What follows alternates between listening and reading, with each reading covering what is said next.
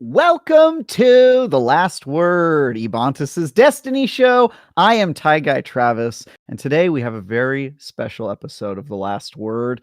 Everyone, we're doing something a little different. It's a new year coming up in just a few days. It's going to be 2023. And so, in the spirit of all things new, we're calling this episode New Year with New Lights. And so we've got two new lights here today, people who just started playing Destiny in the year of our Lord 2022. And so we are going to be talking to them, finding out what their experience is like. And it's going to be an awesome, awesome time, because if you haven't been playing Destiny lately, they got a bit of a new player problem. So we're going to dive right into that, and it's going to be awesome. With me today, of course, as always, is my beautiful, illustrious, beefy, macho man, sexy as hell, co-host Ebontis, also known as Big Man Pigman. That's what they call him on the streets. E, how you doing today, buddy? I'm doing good. I don't know if I can recover after that introduction, but yeah, we're doing good. I let you have the reins today because you brought a couple of friends on the show, but for a great discussion here, I am looking forward to kind of getting into some of the new player experience. But yeah, just been getting out as much content as I can. Enjoyed the holiday weekend, pretty chill.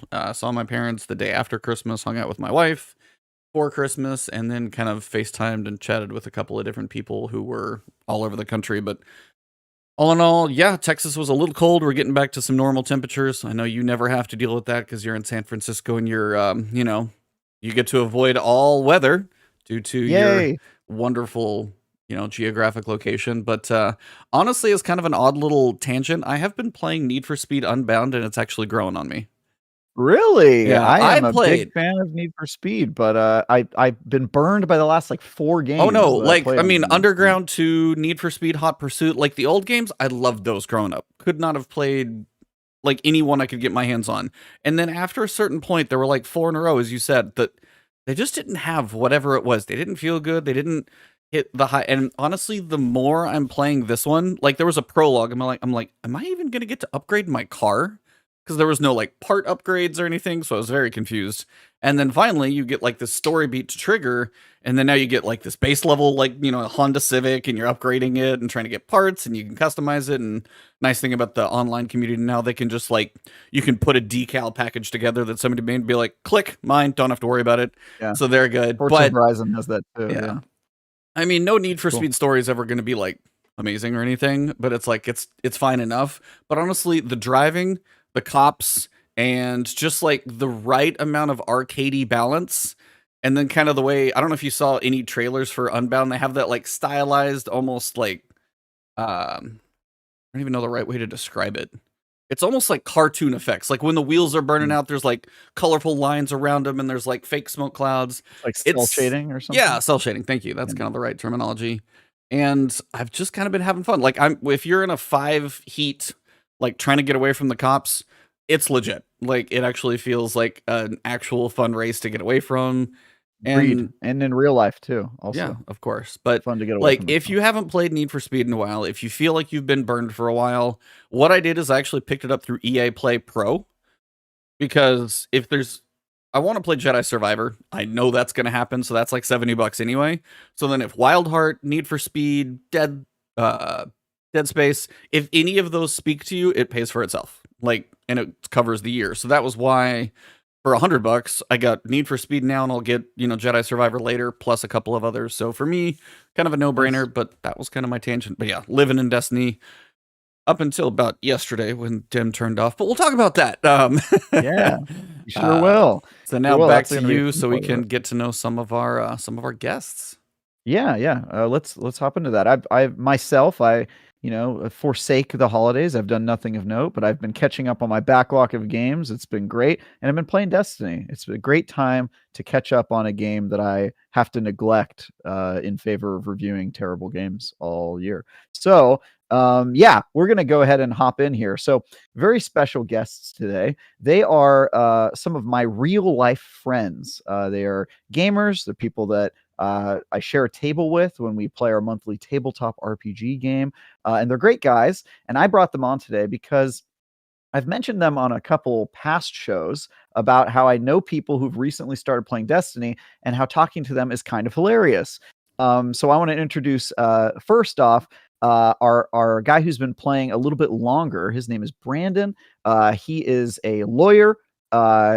He has started playing Destiny, I think maybe 6 months ago. Brandon would be accurate, about 6 months ago. So he's pretty new to it, and he has gone the route of getting really, really deep into the game. I know him from playing tabletop RPGs, that he's a very mechanically driven person. He loves min-maxing. He's that guy who will become the rules lawyer and dig in really deep. And so naturally, he has gravitated toward the high-end PvE and PvP content in Destiny, and min-maxed his loadout and gone really, really deep with it. So that's one perspective we're going to have here today.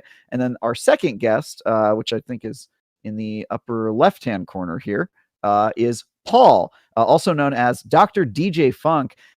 He is a hilarious guy who I've known for a while now, and he started playing Destiny maybe 2 months ago, like 2 recently. months. 2 months ago. And he is more of a casual player. He's definitely not the type to jump in and try to figure out mechanics. He's more the type to come in and try to have a good time with friends, and immediately become frustrated when stuff doesn't make sense. And so he's going to be a very fun voice to have on the show. So those are our two guests. First, Brandon, say hi to the folks that are watching at home. Hello everyone. I am an attorney by day, as Travis noted. I do a little bit of a constitutional law scholarship on California constitutional law. So if you Google me, that's probably mostly what you'll find. And Travis is absolutely correct. I tend not to have a ton of time for video gaming. So when I pick a game, I just pick it and go in and go deep. And I guess one benefit of Destiny 2 is that there's a lot of depth to it. I think that has a lot of trade-offs, but that's probably what's kept me hooked so far. The other thing has probably been the community actually is far less toxic than most communities I've interacted with in terms of video games. So people are eager to help, and that's probably the only reason I have stayed, is that the community has been so great at working together to, I think, help new players when they're aware of them existing. So that's been helpful to me to getting, I guess, up to speed. Awesome. Nice. Great. And then Paul, go ahead. Let's give you an intro too. Say hello. Hello, hi Paul. So I am, and I'll give a little bit of background myself too. I actually do work in the gaming industry myself. I work for Xbox specifically. Nothing glamorous, so I work on the sales side of the marketing piece of Xbox. So helping games get sold to companies like the Best Buys and the Amazons and the Walmarts of the world. Nothing too glamorous. So you get to work with all the buyers. I work in conjunction with buyers or adjacent to buyers. I'm on the worldwide team, so it's a little less customer facing, a little bit more, working with all the regional leads. But that's what I do. So because of that, I am pretty tapped into the video game industry. So I'm always constantly watching what games are coming out, what games we think are going to do well. And Destiny's been something I've kind of had an on and off relationship with in terms of interest and not interested in it. I did give it a try years ago, Destiny 1, and at the end, like the tail end of Destiny 1, and it was cool. I didn't mind it. I thought it was pretty fun, but I had already been kind of committed to some other, MMOs. I was like, I can't pick up another MMO. I was like playing 3 at the time. I was like, there's no way I'll be able to find the time to do this. So I dropped it. But recently, resurgence of friends who's like, let's just all play Destiny, because we're getting tired of the competitive shooters we've been playing, because that's mostly what I've been playing lately, is things like Valorant, Overwatch, Apex, and it's wearing thin. We're just looking for something to just chill, play, and hang out, and it feels like Destiny's going to be that game. Awesome. Nice. So I think this is probably the point where we segue to talking about the new light experience. So the new light experience, which is the experience Bungie has created for new players to Destiny, is something that the community as a whole has bemoaned, but I don't think it's something that gets enough attention, because it tends to be a little echo chambery in the Destiny world, where people are kind of all talking about Destiny and they've been playing it for years, and everyone they know has been playing it for years. And then when somebody from the outside comments on it, they're like, "You don't know the game, go away." Which we're all very defensive of Destiny. Only we can talk shit about Destiny, okay? Because It's our game. But I'm very curious to hear your guys' initial reaction to getting into Destiny. Any sort of barriers of entry that you experienced, any sort of weirdness when you first logged on. I'm just interested to hear kind of your overall thoughts on how they guided you into the game and how you found your path there, and any interesting anecdotes along the way. Because Ebontis and I, people have been playing this game for 8 years, really have no idea what a new player experience is. And there's so many things we take for granted and knowledge that we just carry with us about this game that's so ingrained that when we think about new players, we kind of just go, wow, I didn't even think about that. Like the fact that, Brandon, I'm sure you're going to talk about mods and acquiring yeah. I was like, I know that's a thing. Number one. Yeah. Number one for Brandon because he's a stats guy. He's definitely going to have a problem there. So, Paul, let's start with you. I was going to ask one more thing. Because I am curious I'm curious if you guys can, if you're, know more of the exacts about one, what it was like purchasing Destiny. Ooh. Yes. And then also, I want to ask you guys if you know what kind of season you started in to kind of give context to where it is. So those were the two that I wanted to add, is like, if you know what the purchasing situation was like, and then also what season it was you actually kind of jumped in. Yeah, so maybe we should just start at like when you started and what the process was like getting in and all of that fun stuff, and then we can get into the actual content of the game. Paul, let's start with you. What happened when you wanted to boot up Destiny 2 months ago and you and your friends decided you were going to play it? 2 months ago, okay. Well, let's go a little bit further back, right? So I mean, to be fair, I did buy the game like 2 years ago or a year and a half ago. Whenever Beyond Light came out is when I actually bought Destiny 2. And I bought it with like, it was like a sale on like Green Man Gaming or something. It came with everything. I was like, awesome. I was like, cool, I'll buy the game, check it out. Only to jump in and find out there's a bunch of vaulted content. I didn't know what that meant at the time. Like, so I just bought all these expansions and I can't even play them. I was like, well, this kind of sucks. And so it was like my first experience right out the gate was that, and it wasn't a great one. Honestly, we played probably about a month and then we were like, okay, we're done with this. I'm not gonna really want to jump into this right now. And so now here we go, fast forward, and that was probably I put like 10 hours max into the game. Now I've put, I think, God, I'll check Steam later, but I think like 80 hours into the game so far in the last 2 months, so a decent amount, right? And the big thing for me is I jumped right in, completely lost as far as like what's happening lore wise. I don't know where things are. I don't know who's who. I didn't really pay attention the first time around. Like this time I was like, okay, I'll pay a little bit more attention. Still kind of lost. I do appreciate the Witch Queen being a very linear story because it's just like it's easy to follow. It's easy to understand what's happening in that. But the rest of it, oh my God. I remember I came on, I think after I beat the Witch Queen campaign, like, 2-3 days later. And it was like cutscene after cutscene after cut. It was like 8 cutscenes played, I think, in sequence when I logged on. And I'm like, who are these people? And it was for each different expansion too. It wasn't for the Witch Queen. It was for all the which seasons. Is it's for all the seasons. They're just playing back to back to back to back, and I'm like, what is happening? And I was just like, I was so confused. So what sort of stuff was playing during that sequence? Like what were you it was just like there was like obviously like I kind of had a gist by that point. I was like, who's this guy? Is like his head smoke. It's like, oh, that's the witness, and he's trying to go after Earth.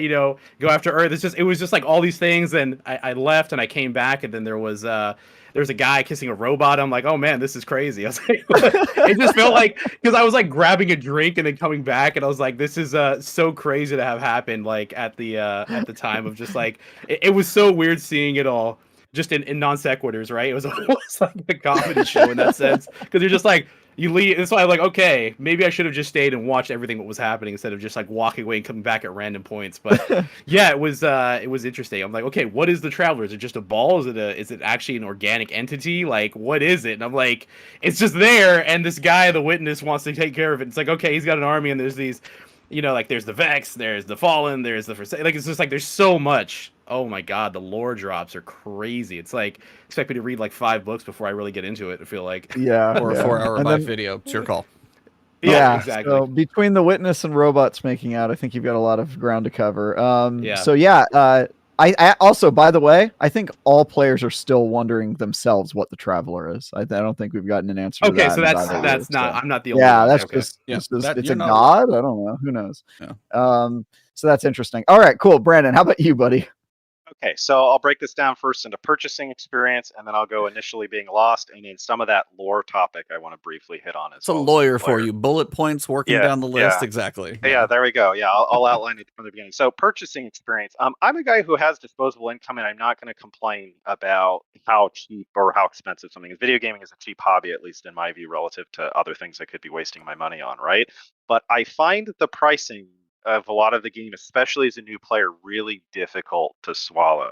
like I was able to just throw cash at it. But part of the difficulty I had was things like people saying, "Oh, you should get the 20th anniversary edition because it has Gallarhorn." And I'm like, I'm not paying $40. I don't care how good the rocket launcher is. I'm not paying $40 for a rocket launcher, right? Like there's other parts of it as well. But you could play, you could play the I forget Dares of Eternity for free. So why would I even bother? So there was a lot of decision at the time of like, do I really want to spend $100 on a game I'm just starting, or $180? I think if you buy everything together. I actually chose to jump onto the Steam platform instead of Xbox because the sales in that very moment made it cheaper and more reasonably priced. And then, yeah, I bought a lot of things. Fortunately, a lot of the stuff that was vaulted was only like $8 on sale. So I didn't hate the fact that I was buying a bunch of content I actually couldn't play. I was mostly paying for weapons at that point, like Xenophage and whatnot. So that was an interesting experience. Probably something I found out later that irritated me the most about the purchasing process was that the dungeons are $20 standalone. That's insane. That's utterly insane. Like I'm okay paying $10 every season. I think there's a lot of value, even if the stories are kind of mediocre or not great, and the content gets boring and repetitive. But $20 for a dungeon, unless you buy the deluxe, right? So basically, I don't want to say you're bullied, but you kind of push toward buying the deluxe edition when I don't even know if I want to play all the seasons yet. So that to me is someone who actually has no problem spending money on a game. I think there's a few screwy things about the pricing, which I'm sure would scare a lot of players away. So, and then if you do the free to play only experience, it's pretty brutally bad, and you just don't have access to a lot of the weapons or options that most other people assume you have, right? When you go into a raid And or you a can dungeon miss or out on something. like Nightfall strikes, just random stuff like that you wouldn't even think, or sure, it's just part of it. And all of a sudden the Nightfall is just not available because you don't own the expansion. You're like, really? Yep. Like those Yep. are, yeah. Like I Yeah, looked it so up that's on Green Man Gaming right now. Sorry to interrupt because I was curious because go I'd ahead. seen the sale. So if anybody does hear this as a relatively new player, free player, for example, you can get, for Steam at least, this is the main place that I see it on. You can get the Witch Queen Deluxe, the Legacy Collection, which is Forsaken, Beyond Light, and Shadowkeep, and the 30th anniversary. All of that for $64. So if you So want that's more reasonable. Yeah. like that, but that's also that's a good price. like Yeah. that kind of brings You up. also have to do research on what to buy to get the. Oh, That's exactly. the part that sucks, right? Is like, no person comes into this game Yeah. being like, well, I guess I should just get Witch Queen, I think, and then do Yeah, I it's get a just- it's season? un- Yeah. It's super unclear. Like if I was buying like also their terminology isn't in line with what most terminologies is. Like if I buy the deluxe edition of a game, I assume it has some cosmetic stuff added onto it that's an extra $10, or at the very most like a season pass. I don't know that means I'm going to get locked out of dungeons and like primary content and stuff like that. The So it sort of dungeons, feels like yeah. it should be like press button buy game, right? If they're going to sell Yeah. the game at all, and I'm on the team they shouldn't. It should be free to play, but yeah, if they're going to sell it at all, they should just make it simpler. So it's interesting to hear. So when you guys bought the game initially, my guess is it sounds like Paul, you made a mistake because you bought something and then found out you couldn't play a lot of What'd it. you like? You bought Yeah. Beyond Light and kind of the old stuff. You bought like that older. Yeah, he collection? bought like I bought the the old Legacy collection. and I bought Yeah. Beyond Light, and I had no idea like half the Legacy collection wasn't playable until afterwards. I had some friends who played Destiny pretty consistently, like, oh yeah, you can't play any of that stuff. I'm like, oh great, that's awesome. It would have been nice to know that beforehand. After you bought it, yeah. Yeah, it would have been nice So- like there's a disclaimer like warning, half of the stuff is vaulted. The by the Forsaken way. campaign gone. Gone. Yeah, exactly. Yeah. So, and you never finished that stuff, obviously, because you said you only played like 10 hours. So, Yeah.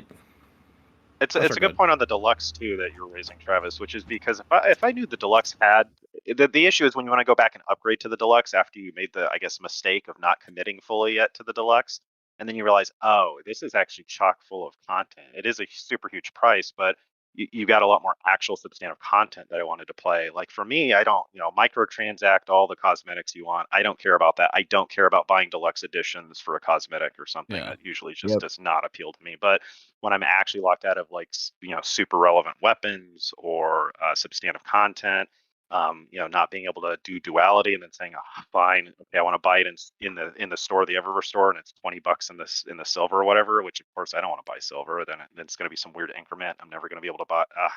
As all my are.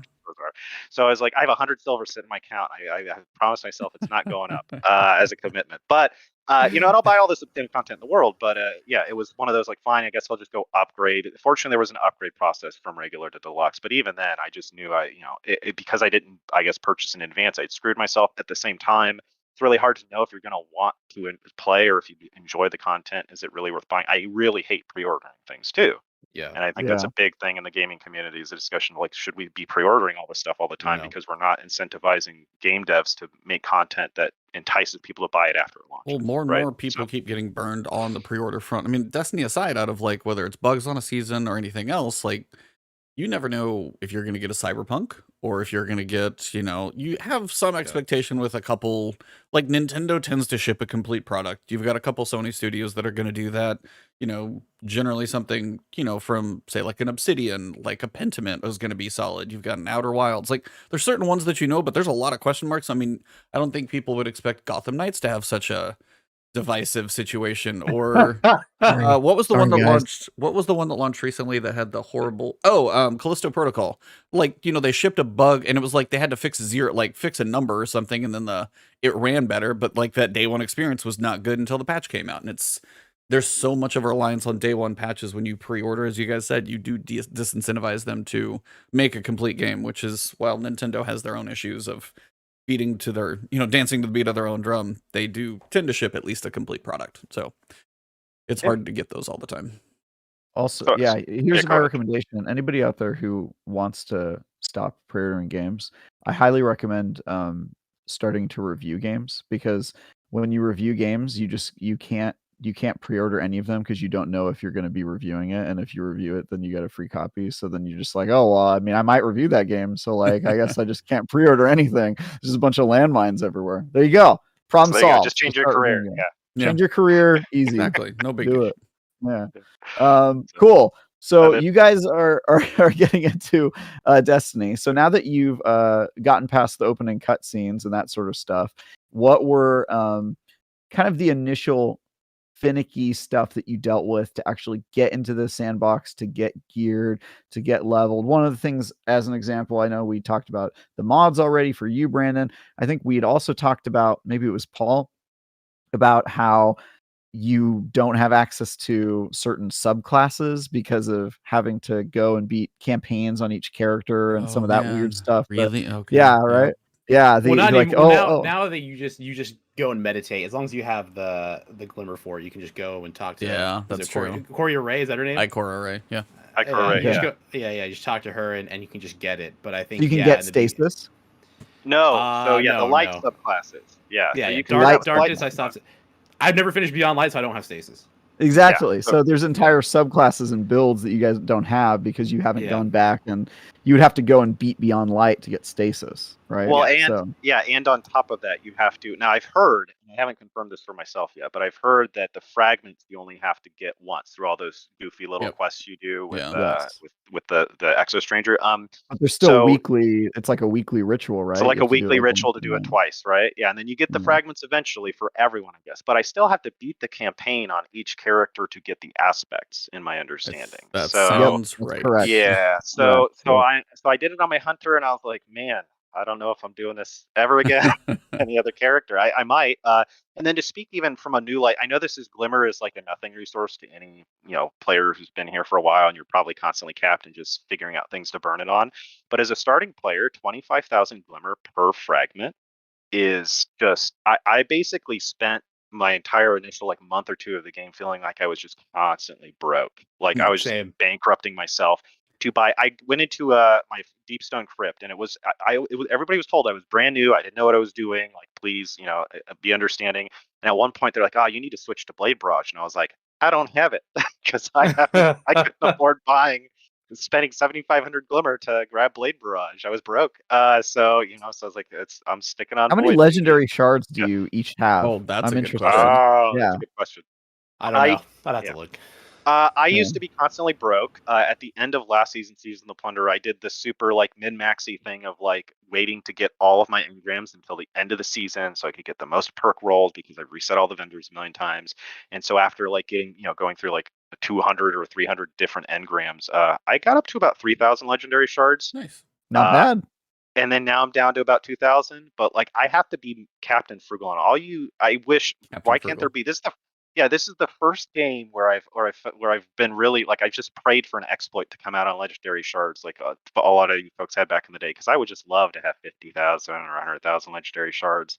I can't believe like to focus some weapons I have to spend 100 legendary shards to do that for each roll. Like I can't. That's just a non-option to me for the most part. I'll do it a couple times, get really disappointed, and then stop because Yeah, otherwise slot I'm machine's not worth it. Yeah. Focusing is only for legacy players because it's Yeah. just like I have 300,000 legendary shards. Are It's you like serious?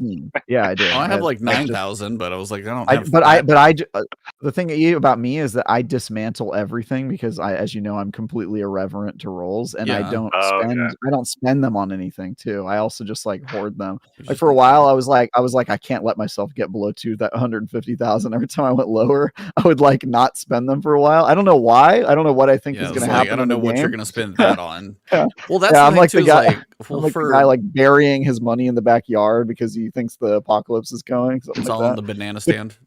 Which, by the Yeah. way, the apocalypse is coming. Witness. Homie. No, but Oh, like that's an yeah. interesting thing too, because I've seen some people who are like very avid, like frequent players who've been playing for a long time. If they go try and like this trials weekend where they were trying to dump a bunch of where they could kind of cheese the card and they could get the adept hand cannon over and over and over, but they were down to like 4 legendary shards, and these were players that have been in the game for years. And I'm going, like, I don't even know how many times I would get a chance to do that, much less them, because it's like 25,000 glimmer a pop, and all of a sudden I'm like, just as you said, I'm exchanging currency for glimmer, but you don't have 3,000 here always pieces from precision shots on Europa that you can just dump into more glimmer. You're just like, Yeah. I'm out. So Yeah, how, I'll stick to my God roll off at that point and Yeah. just accept that other people get the new hotness. That's fine. So how do you guys have any idea how many enhancement cores you have? Ballpark. I know Dim's down. Oh, but those You are the know what really an basic enhancement ones, core right? is, Paul? yeah, better question. I have them. No, I think I don't know what they are. The You ones that have actually them, let you sure. like, Those are the ones that level up look like tiny little those are orange the ones that look like rupees, like orange rupees. Yeah. Yeah. And those are the ones that I've got- cap out at like 50, right, or 20. No, whatever. No, those those are the ones that cap those at are like prisms. 999 a stack. Yeah. Okay, Prisms are 50. Those actually look like a crystal, and then the Yeah, golf yeah. ball is the enhanced, the ascendant shard. Okay. That's the big yellow golf ball. That caps at So 10. Brandon's probably doing pretty well. He might be doing better than me even. I've got about because- 60 cores, but that's because I've been Oh, okay, that's spending pretty them bad. left and right. So but yeah. Probably I don't good, have man. many. I have a lot. I have so many resources. I have no idea what they do in my bag. I just look at them and I'm like, my There's eyes a- glaze over. There's a page of, I mean, the 50 currencies can get filled up if that tells you anything. So I mean, I can understand. I actually have been hurting for current inventory space because they give you 50 blocks and Yep. they max out, and then you're If just you're like, oh my baking all the God, cookies right now, then it's even Oh, worse.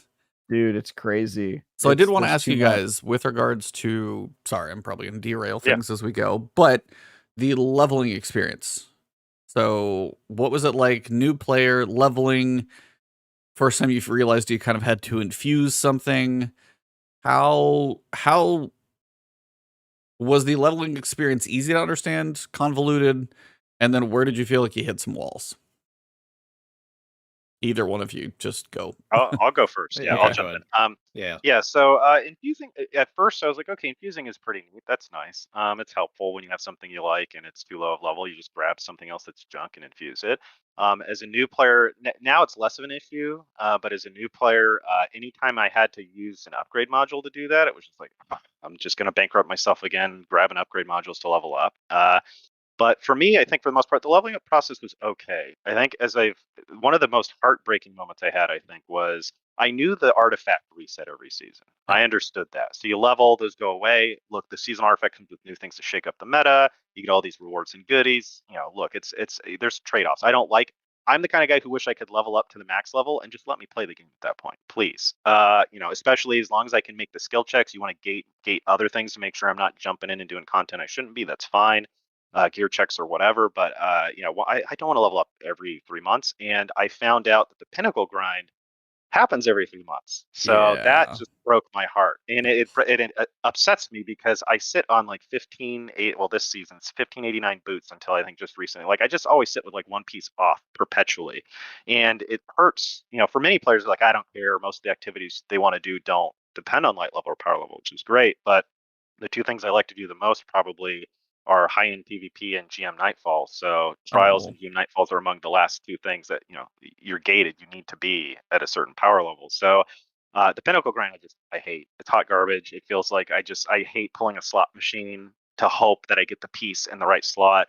I of the many third party, I use like 4 different third party things that I can't use because Dim's now or the API's down. Yep. So, but one of them was Destiny Optimizer because I don't want to have to sit there and think about which Pinnacle I need to run because I run the most inefficient one, and then now I've screwed myself out of an upgrade for that week, right? So like I sit there and literally stare at Destiny Optimizer constantly to help me get the Pinnacle grind done faster, so I can. It's like that South Park episode where they World of Warcraft, and at the end of it, they're like, "What do we do now? Now we can play the game." Yeah. And that's the Pinnacle grind for me. It's like now I get to play the game. So that to me was the worst part of it. The seasonal artifact, actually, I don't mind that at all. I wish there was no leveling. My understanding is that Bungie has that because players have insisted on number go up, Yep. chemical and brain feel good. So I'm not going to take that away from people or be the jerk who says you can't have fun or do the thing. Yeah.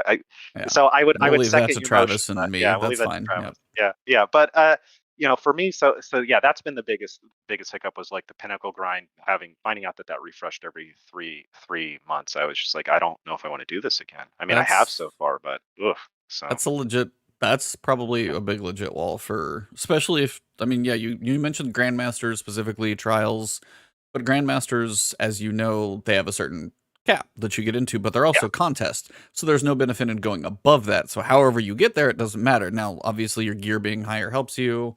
The artifact is another piece of that. But of course, once you get to that level, you can't go above it, but you're like, this is my always question, which I would love to ask them. Why not make Grandmasters like 1550 to enter?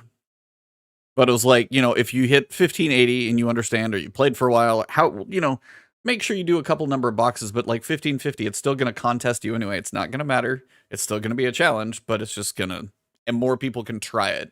And I think that would help a lot of people, especially as you, is like, I don't want to do the Pinnacle grind this week, but hey, guess what? Maybe I don't have to, and I can still go try a GM. It's like, there's not all it is to me is a time barrier. And that's what's, I only do one character. I don't do all 3. I used to do all 3. I live on my Titan. I do the Pinnacle on him, but I typically don't even always raid unless it's like a raiding season. I have a group, but I'm seeing 1590 drops like now, like this week, like week 4 for me. And that's just from me doing Pinnacles and dungeons and trying to, be a little efficient and not blowing all my Pinnacle drops at the same time. But no, I'm 100% with you on that one. The Pinnacle grind every season, when it's like I can do a GM today, but tomorrow I won't be able to when that new season comes out, doesn't feel great.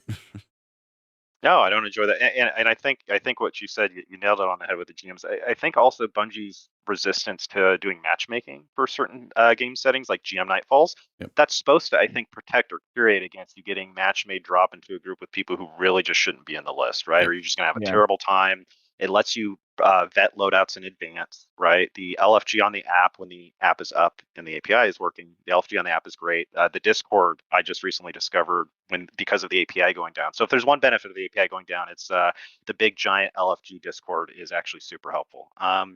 So I use that, and you can vet people that way. So if Bungie's going to have a philosophy, which I think is a sound philosophy, of not having matchmaking on some of the more difficult content, to make sure you can vet each other, make sure you're comfortable with each other first, then you don't need light level to gate people. You don't need that bar. I think for matchmaking content, it makes sense to have some sort of gateway that's easy for Bungie to implement for the players who don't get to choose their teammates. But if I'm choosing my own teammates to begin with, why do I need, I can look at your loadout and see if you know what you're doing. Do you have the champ mods? Is your build at least half decent? Are you trying?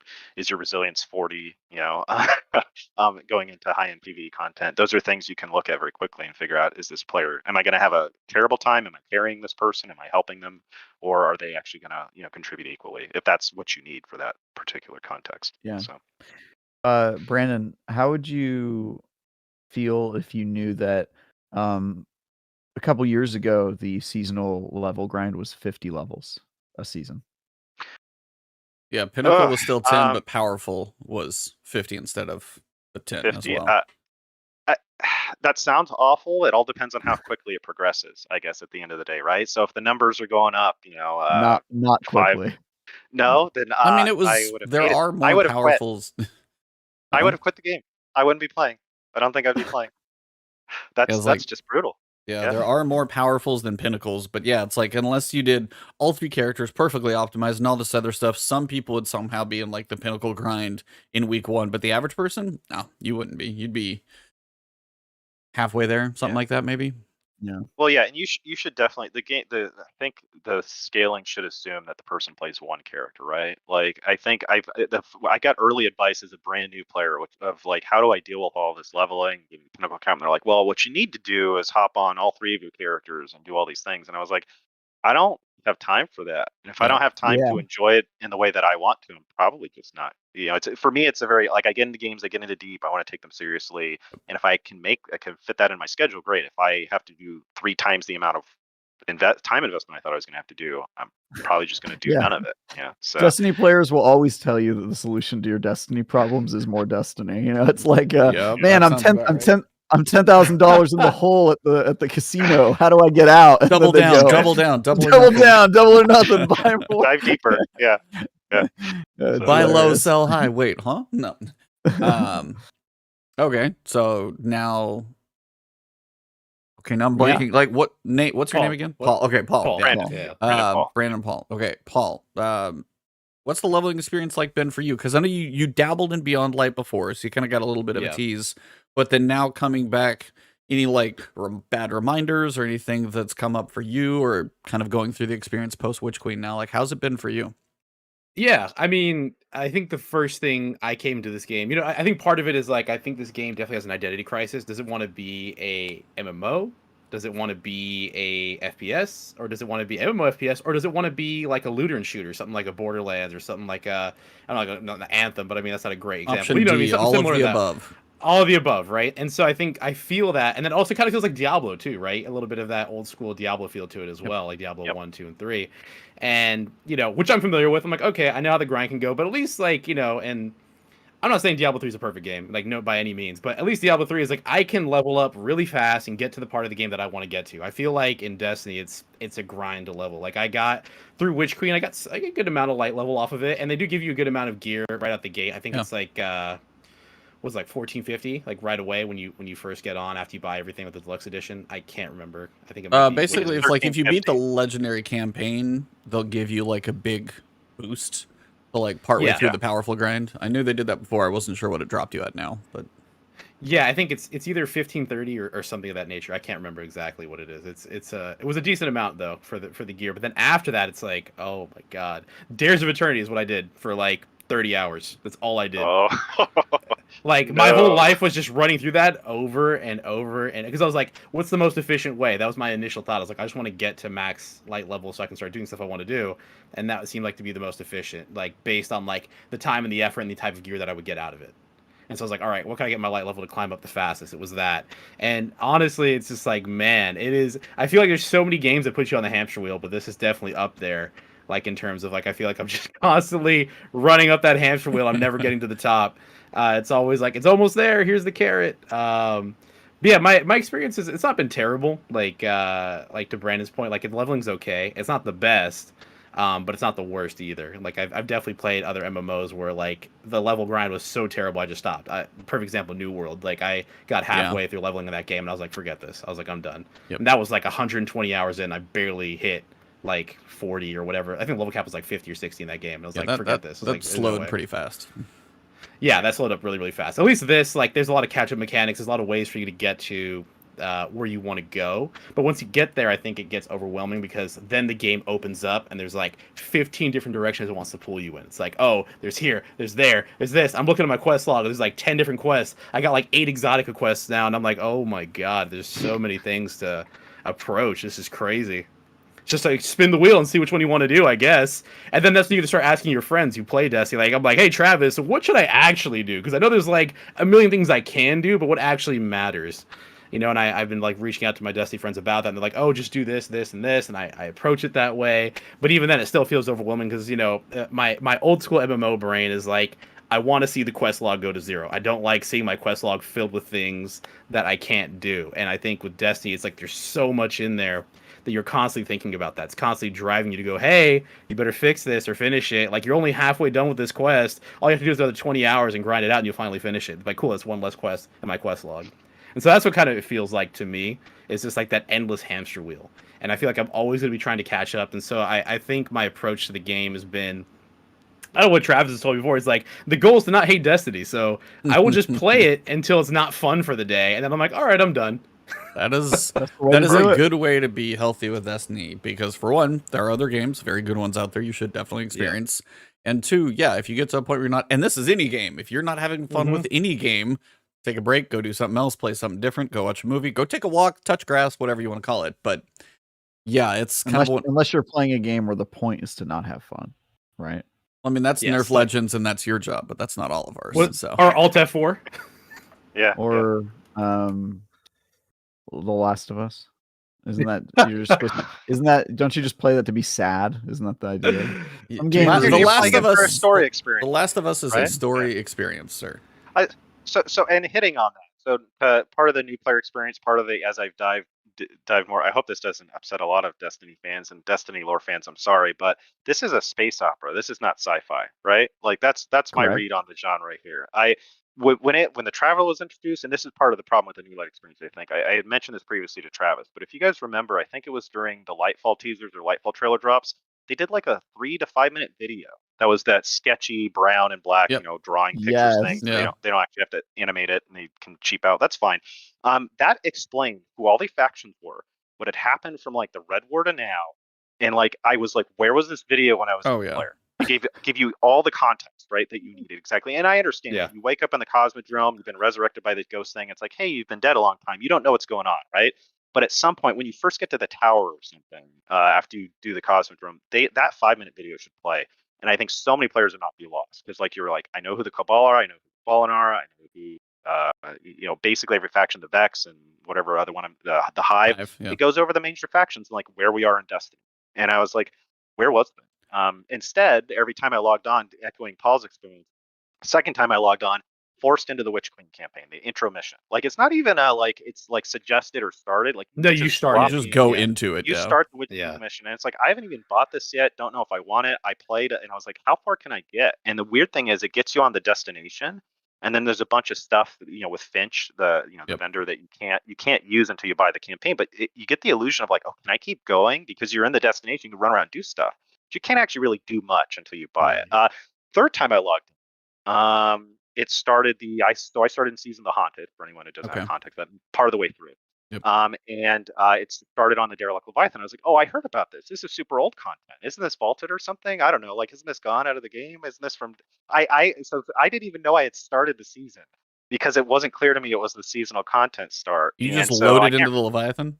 Yeah, and I was like, I don't want to be here, so I rocketed out. The same thing happened to me too. Yeah, and then I couldn't figure out how to get back in. And the quest marker, right? Because where is it? It's on the moon. Leviathan? Yeah. Exactly. So Sweatsickle did a new light experience around the time I started, June or July, and he had the same problem. And I was like, okay, so I'm not an idiot. I always worried, like, am I a dummy and can't follow directions? I went to the war table. It tells you in the quest log to go to the war table, which is the season 16 content. That doesn't bring up anything. I go to the Crown of Sorrow. My buddies at the Crown of Sorrow are interacting with, and I'm like, I have no prompts to interact with this. And there's nothing that tells you, go open the moon and look for the thing called the Derelict Leviathan to the left. And then that's where you can go back to the season start that you bailed out on because you logged in for the third time and are utterly confused and lost and said, I don't want to do this content right now.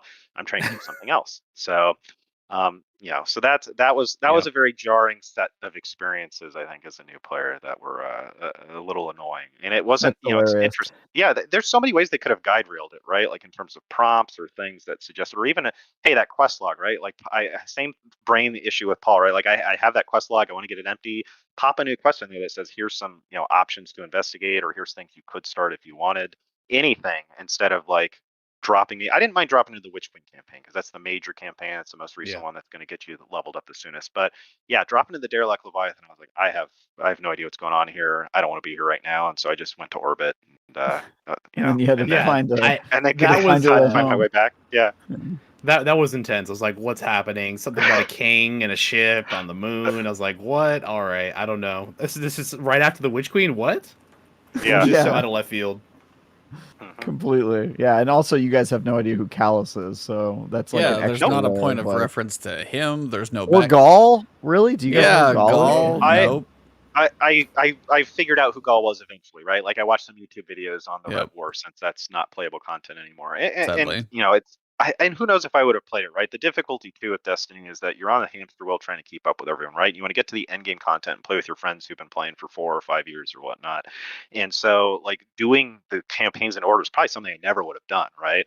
But that also makes the narrative a little difficult if Bungie doesn't give a good, easy way to follow it or catch up or something. I know they have the little like brief paragraphs for each campaign they vaulted. I don't know if that's really enough content for my taste, but I'm not going to play. You know, I'm not going to wait to play Witch Queen until 2 years later after I've done every other campaign, even if they were not vaulted, because by then I'm so far behind all my friends and haven't played with them for months. I've basically been playing a single player game, right? So. Yeah.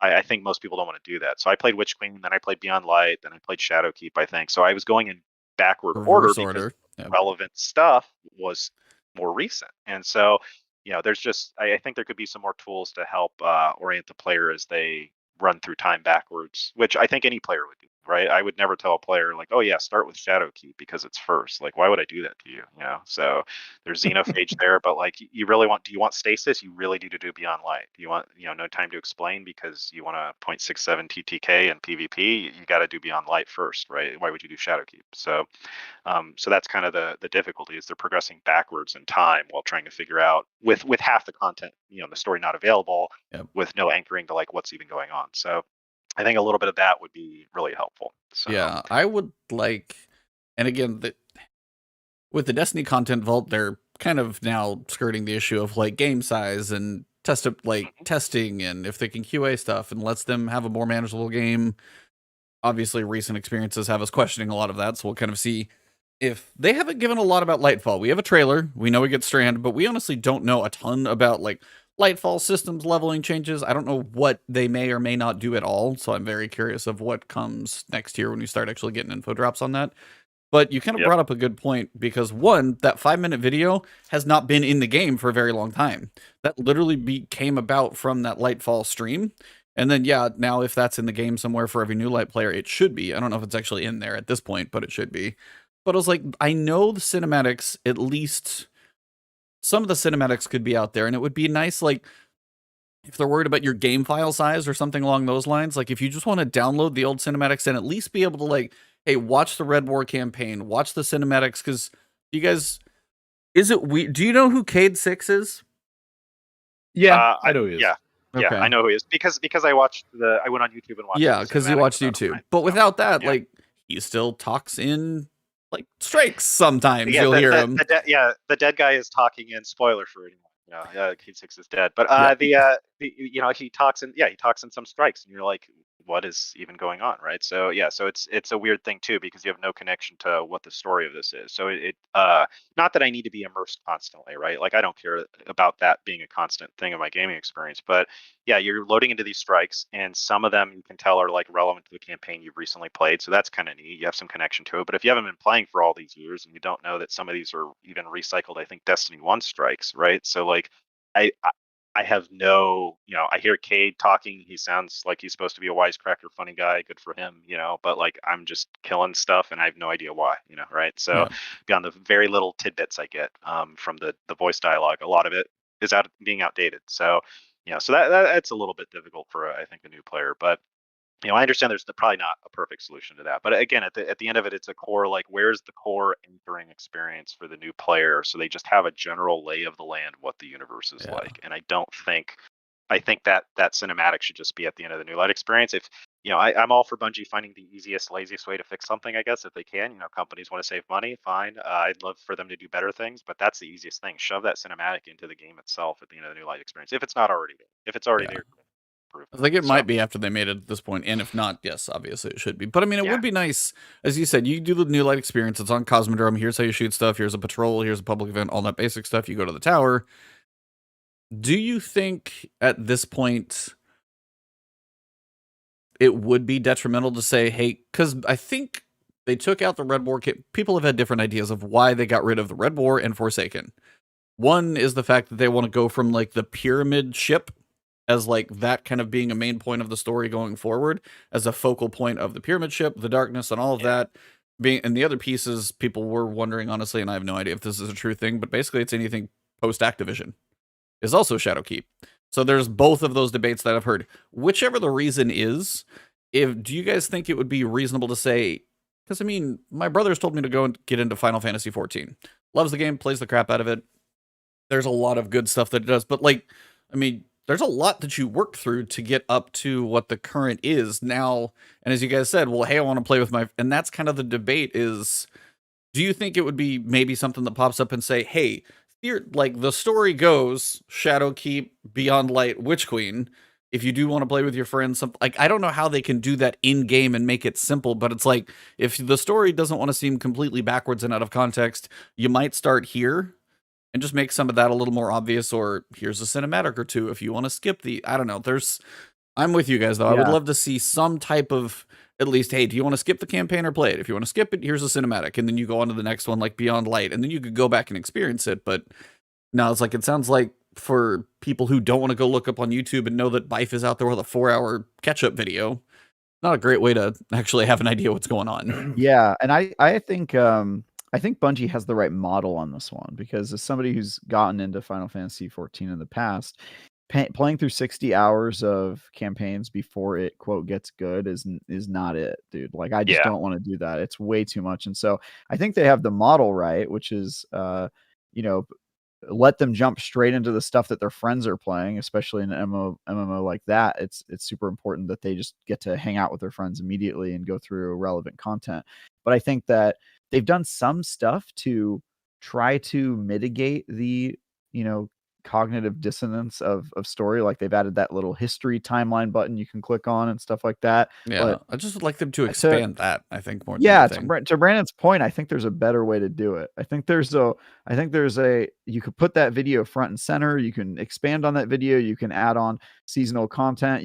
I think right now their model just seems extremely haphazard, right? It's like you hop in and they give you a demo for content you may or may not own, the first mission of Witch Queen, and then they throw you into the season pass, and then they introduce you to other cutscenes from other seasons randomly, and there's all this stuff. And then if you're in the middle of a season and there's a new cutscene that everyone got, then they get that randomly, like interspersed with the story that they're already doing. And so it's just a lot of like chaotic energy in the storytelling, and I think it really only works for a specific type of person, the Ebontises and the Taigai Travises of the world, who are logging on and they only have one cutscene queued up because they've done everything else. And my quest log is clear, Paul. And so that's, the hamster wheel is pretty much at a halt. And then every week I get something and I walk a couple feet in the hamster wheel and then I'm done. Right. Like, so it's just a very, they're trying to serve two masters, Bungie. And that's not easy to do. Difficult. But to their discredit, I don't think they're really even trying right now. Like, it's like really, it's a really bad situation. So, and that's the thing. Oh, sorry, go. You can say something, Brandon. Oh yeah, really quickly. Yeah, I think if there was a way to incentivize, or I guess whatever incentives they have for Witch Queen, which I think relates to light level or getting up to a reasonable level fast. Really, once you get high light level, you can do whatever you want, right? So I think presenting it like, hey, if you're interested in being a story buff and you're trying to focus on this light darkness or pyramid, a storyline, do Shadowkeep, then Beyond Light, then Witch Queen, but do whatever you want. And you're free to do whatever you want. You want to do it in reverse order, that's fine. But here's your chronological order. Here's the 3 campaigns that we still have in the game. Those are the 3 that you should do if you want to do kind of the most recent chunk of story. It is unfortunate, though, that I think Forsaken's a lot of the content, which that involves Savathun and then the Ahamkara, right? So, like, you learn a little bit about Savathun and her personality and her being a trickster god. She kind of, in Witch Queen, shows up as, like, a known entity, and I'm like, you sound like a Loki god. I was wondering, Witch Queen is a good campaign for us because we're in the know. We've been building. Savathun was built up to us. Yeah. How did Witch Queen hit for you guys as a campaign? I mean, she's a trickster god and she's really smart, and that's about all I got. And she had a parasite you found out at the end, and the parasite gave her god powers because the witness whispered to her through the parasite or the worm god. Yeah. I don't know, something like that. That's pretty. I think that's pretty accurate. Oh, they have worms. Yeah, that's not awful. But like, and then go ahead, Paul. I was saying there's a pyramid in her throne world that like darkness was in. There's a dead worm there. That's all I know. There's a dead cut up giant worm there. Yeah. But we don't have the context of like her masquerading as Osiris for so long. We have Yep. none of that as a new player. So that's a big, huge thing. Like if Osiris wasn't really Osiris for a while. That strikes me as like a EU content. Like you don't really Sure, need sure. to know about, you don't need to know about Osiris. You just need to know which queen bad trickster god. So I'm glad that you got that. But We got it's that much. Yeah. weirdly, this seasonal content feels to me like the EU, like comic books and TV shows that most people don't watch. The animated show that expands on the side character, and then you're like, oh, you don't even know the real story, what's going on, and the rest of the players are like, oh, okay, I just saw the movie. I didn't know all that crazy stuff. So Yeah. But there's some richness though, I think, in the Forsaken campaign with like the whole thing Savathun concocts for the whole loop or whatever it is that's going on in the Dreaming The City death with battery. the Ahamkara. Yeah, holy shit. Like that's a thing where I'm like, oh god. Like so if I had that going in, I'd be like, oh Savathun, I don't want to be here. Like she's gonna just stomp me to death.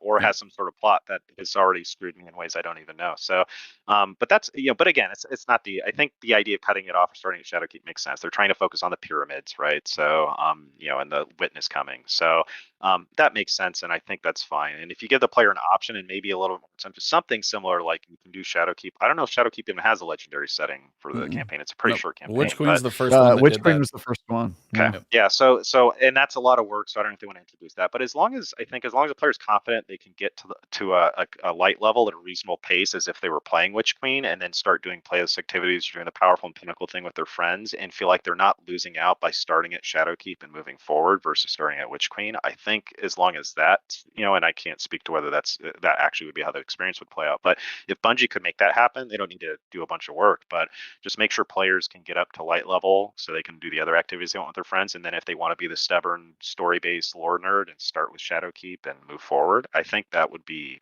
having that be an option would be helpful, I think. So on the other end of the spectrum, and Chad actually kind of brought this up, Necromancer Zale.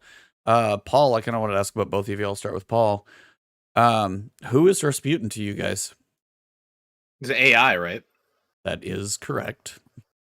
That's all. Is he the AI you rescued at the beginning of the season, or it's someone's dad who is an AI now, right? Or is that somebody completely different? There you go. There are two technically. Yeah. So there's the big head. Yeah. And then you got Rasputin, who's the one we were actually rescuing. Okay. Yeah. So Rasputin has a lot of lore in Destiny, and I think the cutscene that came out, was it this week? Yeah. Finally actually gave a backstory to Rasputin. So now players who didn't play Destiny 1 will understand who Rasputin is, but he was largely a Destiny 1 character. He was in a couple seasons of Destiny 2, but like he sort of kicked off all of the events of Destiny. He sort of caused the resurgence of the Guardians by reactivating on Earth, and that's sort of the inciting incident in Destiny 1. But the fact that he's the focus on this season must be incredibly confusing. Honestly, even as somebody who has read all 4 of the current Grimoire books and considers himself kind of a lore nerd at Destiny, I still get confused about all the lineages and the Stranger and the Braze and the Clovis and all that stuff. Which we got to talk about the story stuff that happened this week, because I was crying sad tears for my boy Chloe. But yeah, yeah.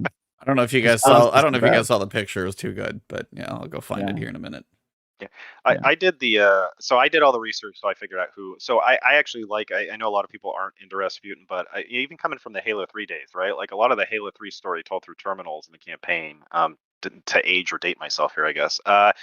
Yes, I'm an older man. But who's played video games for a long time. But the terminals, they talked about AIs fighting back and forth. They're trying to use AI solutions to fight off the flood, and I always found that intensely interesting, right? So so Rasputin being an entity that and I think that was supposed to play up the darkness, right? Rasputin is trying to fight the darkness during the collapse and realizes, oh, I can't do anything. So the best thing they can do is actually just shut down and hide and hope that something of humanity survives, because I am literally 0% effectiveness right now. So again, try to play up the threat. And that's the story or narrative device of that. But yeah, he's interesting to me, and I think I've done the research. But I think this season, did an okay part. You're right, Travis. This past week, they gave some context on his past and like what his I think something that was never really shared before anyway. Like that's brand new information, but I think that gives enough. If I hadn't done any of the research, the old strikes actually with Rasputin, like, yabbering at you in Russian and then like the ghost talking Yeah. about him and stuff, you get some context for like, okay, this is some sort of super AI that we have a tenuous relationship with who kind of sort of likes us but might hate us and we're not clear on. And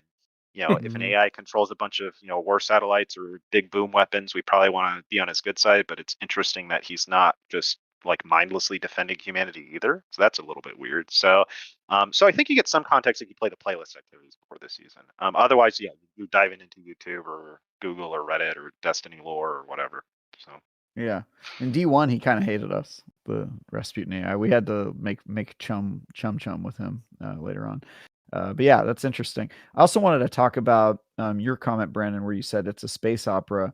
Just because it's a space opera doesn't mean it can't have good lore. It just means that it's going to be probably based in magic. You can have great lore in space operas. Star You can. Wars, I would argue, is a great example of one. Halo is more of a space opera than it is a sci-fi, although, yeah. So, I mean, there's a lot of fantastic lore in there as a guy who's read every single Halo book. Yeah, I think there's a potential there. The problem in Destiny has been that all of its best content is almost never in the game. And I would argue, with the exception of the Witch Queen campaign, they've always gotten dangerously close to telling a good story, but never really gotten quite there. And people who, praise the I'm gonna say a name Ebontis isn't gonna recognize, but the Comrons of the world who praise the story and say like, oh, it's a great game, it's a great story. They're really, really going out of their way to like get that story. They're having to do research like you, Brandon. They're having to read grimoire entries and do all this other stuff, or watch YouTube videos for people who've basically done the work for Bungie of putting together a story in a coherent manner. It's sort of, for many years, Bungie having a good story to me felt like a conspiracy theory. People were like, no, you just don't see it, man. If you really read between the lines of what's paying attention, you'll see the good story. It's there, bro. I'm telling you. And I was like, it's just like with WoW, right? Same thing. Like they almost can tell a good story, and then they like, oh, but you didn't read the 5 books before the expansion that came out. There's some really good content in there, and then you start the next expansion. Everything continues off of those books instead of what happened in the previous game, and so you're even more lost. And you're like, oh, well, I didn't know this happened. It's like, oh, you didn't read the books, bro. You had to read the 3 books that came out. Kind of feels like if somebody played Beyond Light and then didn't play the seasons, and they're just like, hey, I played the expansion, I don't really want to do the seasonal content, and then all of a sudden we get to Witch Queen, and we're like, they missed a lot. Just because even if they're just an annual player, not playing the seasonal content, and then it leaves, you jump into Witch Queen, and you didn't have Arrivals, you didn't have Chosen. Who the hell is Caiatl? Where did she come from in Season of the Risen? Yes. Like, that's totally a new huge character. thing. Yeah. Like, so I mean, a huge character. Yeah. So if you just went annual Beyond Light, and then you're like, play randomly, and then I don't know where the cinematics fall, because as you said, like first mission's free, little activities. Sometimes you get like to dabble in or trial, so maybe some of that stuff is shown. But some of those characters, if you just like played the annual expansion, be like, all right, I'll come back for Beyond Light, and then I'll come back for Witch Queen, and you miss Season of the Chosen, it's like all of a sudden we have a new strike, and Season of Arrivals, you didn't know Cyrus, or Osusurus as we called him because he was suspect, but that was always fun. Yeah, just some of those moments. I feel like we could talk about lore forever though, so I feel like I kind of want to I'm gonna get us to another topic. Yeah, we'll move on. But I wanted to say this because I think Destiny makes a very weird decision in their storytelling, which is they introduce these EU characters, right? Like Caiatl, I would say, is like an EU character. She's not part of the main story. She's only really appeared prominently in the seasonal content, but then they'll mix them into the main campaign content. And I feel like this is something Star Wars does well, which is like, if you're talking about Ahsoka, she's an EU character. She's not going to show up in like the main movies and stuff like that. That's just not the character, right? It's part of the EU world. And they keep it separate from their main storytelling so that the people who don't engage with that stuff, they can enjoy the story without going, wait, who is that? I didn't see any of the shows. And Destiny doesn't do a good job of that. They're like, no, we're going to mix and intermingle all these characters and all this content. So if you didn't see all of it, you're going to understand almost none of it, right? And that's sort of the problem I think Destiny has. I think they need separation of church and state. I think they need like the casual storyline of like, these are self-contained. They only have the main characters, that meat and potatoes that everybody knows. We got Zavala's in there, Ikora's in there, the Traveler, the Witness, yada yada. And then they've got, okay, over here we'll talk about the Crow, and we'll talk about Caiatl, and we'll talk about all these other characters that I would consider like they're extra and they add to the story, and that some of them are great characters, but they're not necessary. See, but that's kind of telling the story. I gotta kind of push back a little bit on that though, because that's kind of just like how 2 different years have gone. Because Beyond Light, we got character introductions and stuff, and then even seasons before that, I feel like we did get those kind of self-contained. Here's a little side story. That's what Season of Plunder. That's what that felt like. That was kind of an offshoot kind of thing. But also, like, if there's the fact that this year specifically is one of the better examples where each of the seasons have kind of connected to what's going into the next, and then Aramis still kind of flowing through, and then you've got, the little pieces coming together to lead us to Lightfall. The fact that the seasons actually do have some connection, I feel like is an important piece. So if each one of the seasons, because then there's less incentive to play that. I'm not talking about the story not being connected or leading to the main story. I'm talking about the way they tell it and the characters they choose to show have a separation state. I don't like self-contained seasons at all. I don't want like the Season of the Plunder to be standard. I just want them to use the characters that people don't need, that aren't necessary to tell the main story. And then when they tell the main story, introduce new characters or only use the established ones, and not rely on, we have, because you could super easily be like, all right, Lightfall's beginning, here's an opening intro cinematic that catches people up on the 3 seasons that maybe they didn't play, without talking about any of the characters and being like, let's talk about Clovis and all the Brave family and the history there. Did you know the Stranger is from a parallel universe of Destiny and not from our main core? Like all that. Yeah, she's actually not part of the main. She's not part of our canon. Not part of our timeline. So it's like, did you know in her timeline she killed her sister? That's right. Yeah. So she's in a dark. She's in a dark. Anna and Elsie. I didn't. Yeah. Oh, I didn't realize they're both sisters. Okay. Yeah. So they have to explain all that stuff. But I think you can tell a story and have the seasons be meaningful without being like, all right, well, it's time for Lightfall. We're going to bring up Anna, who the players do not know about unless they played the seasons. And we're going to have Caiatl in there and the Crow and all this stuff. And I just feel like they should contain them and try to just they need to rein it in a little bit, because it's just, you remember how we talked Ebontis a couple years ago about all the loose threads that were never, never closed. It feels like it's spiraling out of control, and it's becoming even bigger with the seasonal content and the fact that they're making big plays. I just feel like they could streamline it and make it easier for new players. And just looking at Brandon and Paul's face, I feel like there's got to be something for the Pauls of the universe. I don't think Paul, he's probably going to be an annualized player. I can't see him making this an entire life, because he's already sick of the hamster wheel.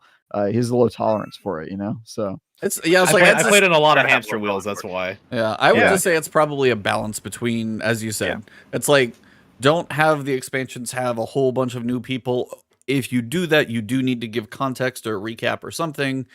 But again, I also appreciate the fact that the stories do have connection. But again, they do have a lot of loose threads. We're kind of coming to the end of this 10-year saga. Need to start putting bows on some of those, so I am with you there as well. Yeah, well, you could do like a brief exposition for Caiatl. I imagine Caiatl is going to be relevant in Lightfall. She has to be. I just think Caiatl and Callus is but if Crow never shows up in Lightfall, I wouldn't care. That would be fine with me. So I don't think that's right. Be there. But if you introduce Caiatl in Lightfall, then you have to introduce her. Right. Because you have to assume that new players didn't play all the crazy content where you have to log on every week. It's just not. It'd be like if you released episodes of a TV show and then a week after the episode aired, it deleted the episode and you couldn't watch it again. And then, the next movie comes out and they reference all these episodes that are gone. Because to your point, like they get rid of the content before you could literally meet Caiatl in Lightfall and then not be able to go back and play the content that tells you who she is or what her deal is. And that's sort of a problem, right? Yeah. But you can do the strike where you're invading her land tank and she sounds like a complete opponent to you, which doesn't make any sense. And she sounds like a bad guy without any of the context. And then all of a sudden at the end, you're like, all right, cool, we did the thing. It's like, but you have no idea that Caiatl and Zavala have this platonic, like, sexual tension that's going on that is just not platonic. It's heavily sexual. Yeah, let me tell you. At some point, that might come to fruition, but either way. Yeah. Now I gotta look what Caiatl looks like. I mean, she's about 9'6", and what was because it was Resident Evil 8 where everybody wanted her. She looks like Big Lady. Yeah, and then they're like, well, how Oh, tall okay. is, and then how tall is Caiatl? And it's like Caiatl's all of a sudden like Caiatl's bigger than the one from Resident Evil, so she's even taller. So everybody wants somebody to step on him apparently. So good Yeah, stuff. it's the exact same relationship between Brianna Tarth and Tormund Giantsbane. Tormund Giantsbane in Game of Thrones. He likes the big lady. That's what I have to say. All right. Going off of lore and more kind of into gameplay, just to make kind of a switch, I wanted to ask you guys, what have been the experiences that you have enjoyed where you've run into like cool experiences where you're like, hey, this mode's kind of fun? Just gameplay experiences, whether it be strikes, gambit, crucibles, a whole thing. We know some of that's going to be changing. Patrols, bounties, just kind of all the general gameplay stuff. What is your just cycle like in Destiny currently right now, or when new seasons come out? And then what do you look forward to doing? What do you not look forward to doing? Kind of where are you at with all that? Yeah, I guess I'll go ahead and start with this. So lately I've been playing, like I said, a lot of Dares of Eternity have been kind of on my thing, just because it's easy to knock out and easy to get experience for your season pass on that too, just because like the bounties are so quick to go through, and you can just run like 3 of them in a row and not have to think about it, or one, depending if you're doing the harder difficulty. But yeah, that I honestly really like Crucible. Surprisingly, I thought I wasn't gonna like it that much, but I've actually really enjoyed it. Nice. I was telling Travis the other day, over the last weekend, on the Christmas weekend, I just got drunk at like 1 a.m. and played Crucible, and it was like the most fun I had with the game. And I was doing good. I was surprised. I was like, oh man, my faculties are not completely shot right now. I would say Crucible. No. I would just say Crucible in general. If you don't take it too seriously, it actually can be a lot of fun. Yeah. I come from the world of like really intense, competitive shooters, especially like lately. Like a lot of my friends and like other shooters are like Diamond or Plat or Diamond, Ascendant, Masters in some of the games that they play. Whether that be Apex or anything like that. And so I'm used to that high intensity, and then going into this game, I mean, I could see there's a lot of potential for that, and I see at the highest level there's definitely people who play like that. But it's just fun to kind of just jump in and play like quick play in Overwatch. Same thing, just jump in, play a couple rounds, have a good time, and then jump out. I've really enjoyed that. The strikes have been fun. Nightfalls have been cool. We attempted our first Master Nightfall the other night. Nice. But that was like a little bit. We got like 80% through, and we just decided to stop. Tell the story. Tell the story, Paul, because I've heard this one. Yeah. It's just like I personally have not done any research on like builds, gear, anything like that. I have like a very basic rudimentary understanding. Again, it comes from a place of like, not that I can't, it's just that I won't. I did a lot. I used to be an avid WoW player. I played, Final Fantasy 14 pretty avidly as well too. I'm kind of like a casual player on that. But WoW, I was like, Mythic Raider, Mythic Plus dungeons. Like I was min-maxing. I had all the add-ons. I was doing parsing. Like all of that was really important to me. And then as I got, over time, you just have less time to really focus on that. And you're just like, I don't really want to commit to doing all of that. It's just like, it's so much. And so jumping into this game, which I had no intention of ever taking it that seriously, and even just at like the master, is it below Grandmaster, whatever it is, right? Master is the highest that you can do right now. Yep. Yeah. So, and it was just like, there's so much stuff you have to do in preparation. It was like 45 minutes, 50 minutes of just like making sure my gear was set up, making sure I had the right burn, making sure I had the right weapons equipped, making sure I had all the correct stats on my gear. And even then, like I don't have all of the meta, all of the tools, items. All the meta. Not just that, I don't even have all the currencies I need to even upgrade my gear fully. That's the other thing too, because I just haven't been doing any of that content. And so, all of my gear is like level 7, I think, at most. That's usually where you hit the wall. Yeah, it hit the walls like at 7. So a couple of them are level 8, and like that's pretty much where I'm capped out at. And I just went in. I'm like, man.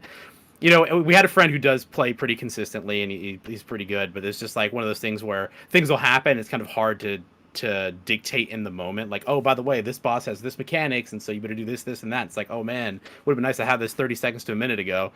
But I get it. It's hard. So like, it's just a lot of research and a lot of time, right? It's not necessarily hard. It's just time consuming. To your point, it's a game. I feel like it sometimes doesn't respect your time. It's just like if you want to play, there's a lot of prep that goes into playing the content you want to play.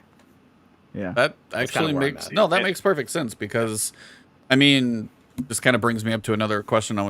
Paul, I'll start with you as well. Champions. where do you fall in your experience with champions? Because we've lived with them for a while, but I know they're going to be a little fresher to both of you. And do you find, as you said, like not having all the tools, for example, like I know one exotic specifically that sits in my kinetic slot for a lot of those situations. I don't even know if you have it. So it's like, where are you on just facing champions in these like high level activities?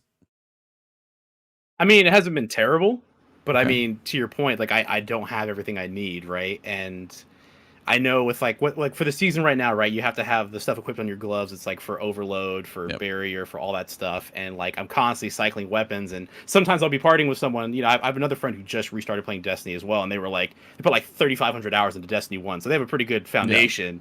But for this game, They're probably like pretty not clueless. taking, yeah, they're very clueless, and so like we jump into stuff, and he's like, "Oh man, I forgot to equip, a gun that can handle. Like I forgot to equip a hand cannon that can deal with unstoppable." And I'm like, "Oh man, I don't have one equipped right now either." And you're locked in, like that's it. You can't do anything about it. Back It's to like, orbit oh my and try God, again. back to orbit. It's like I thought you were gonna do No. this.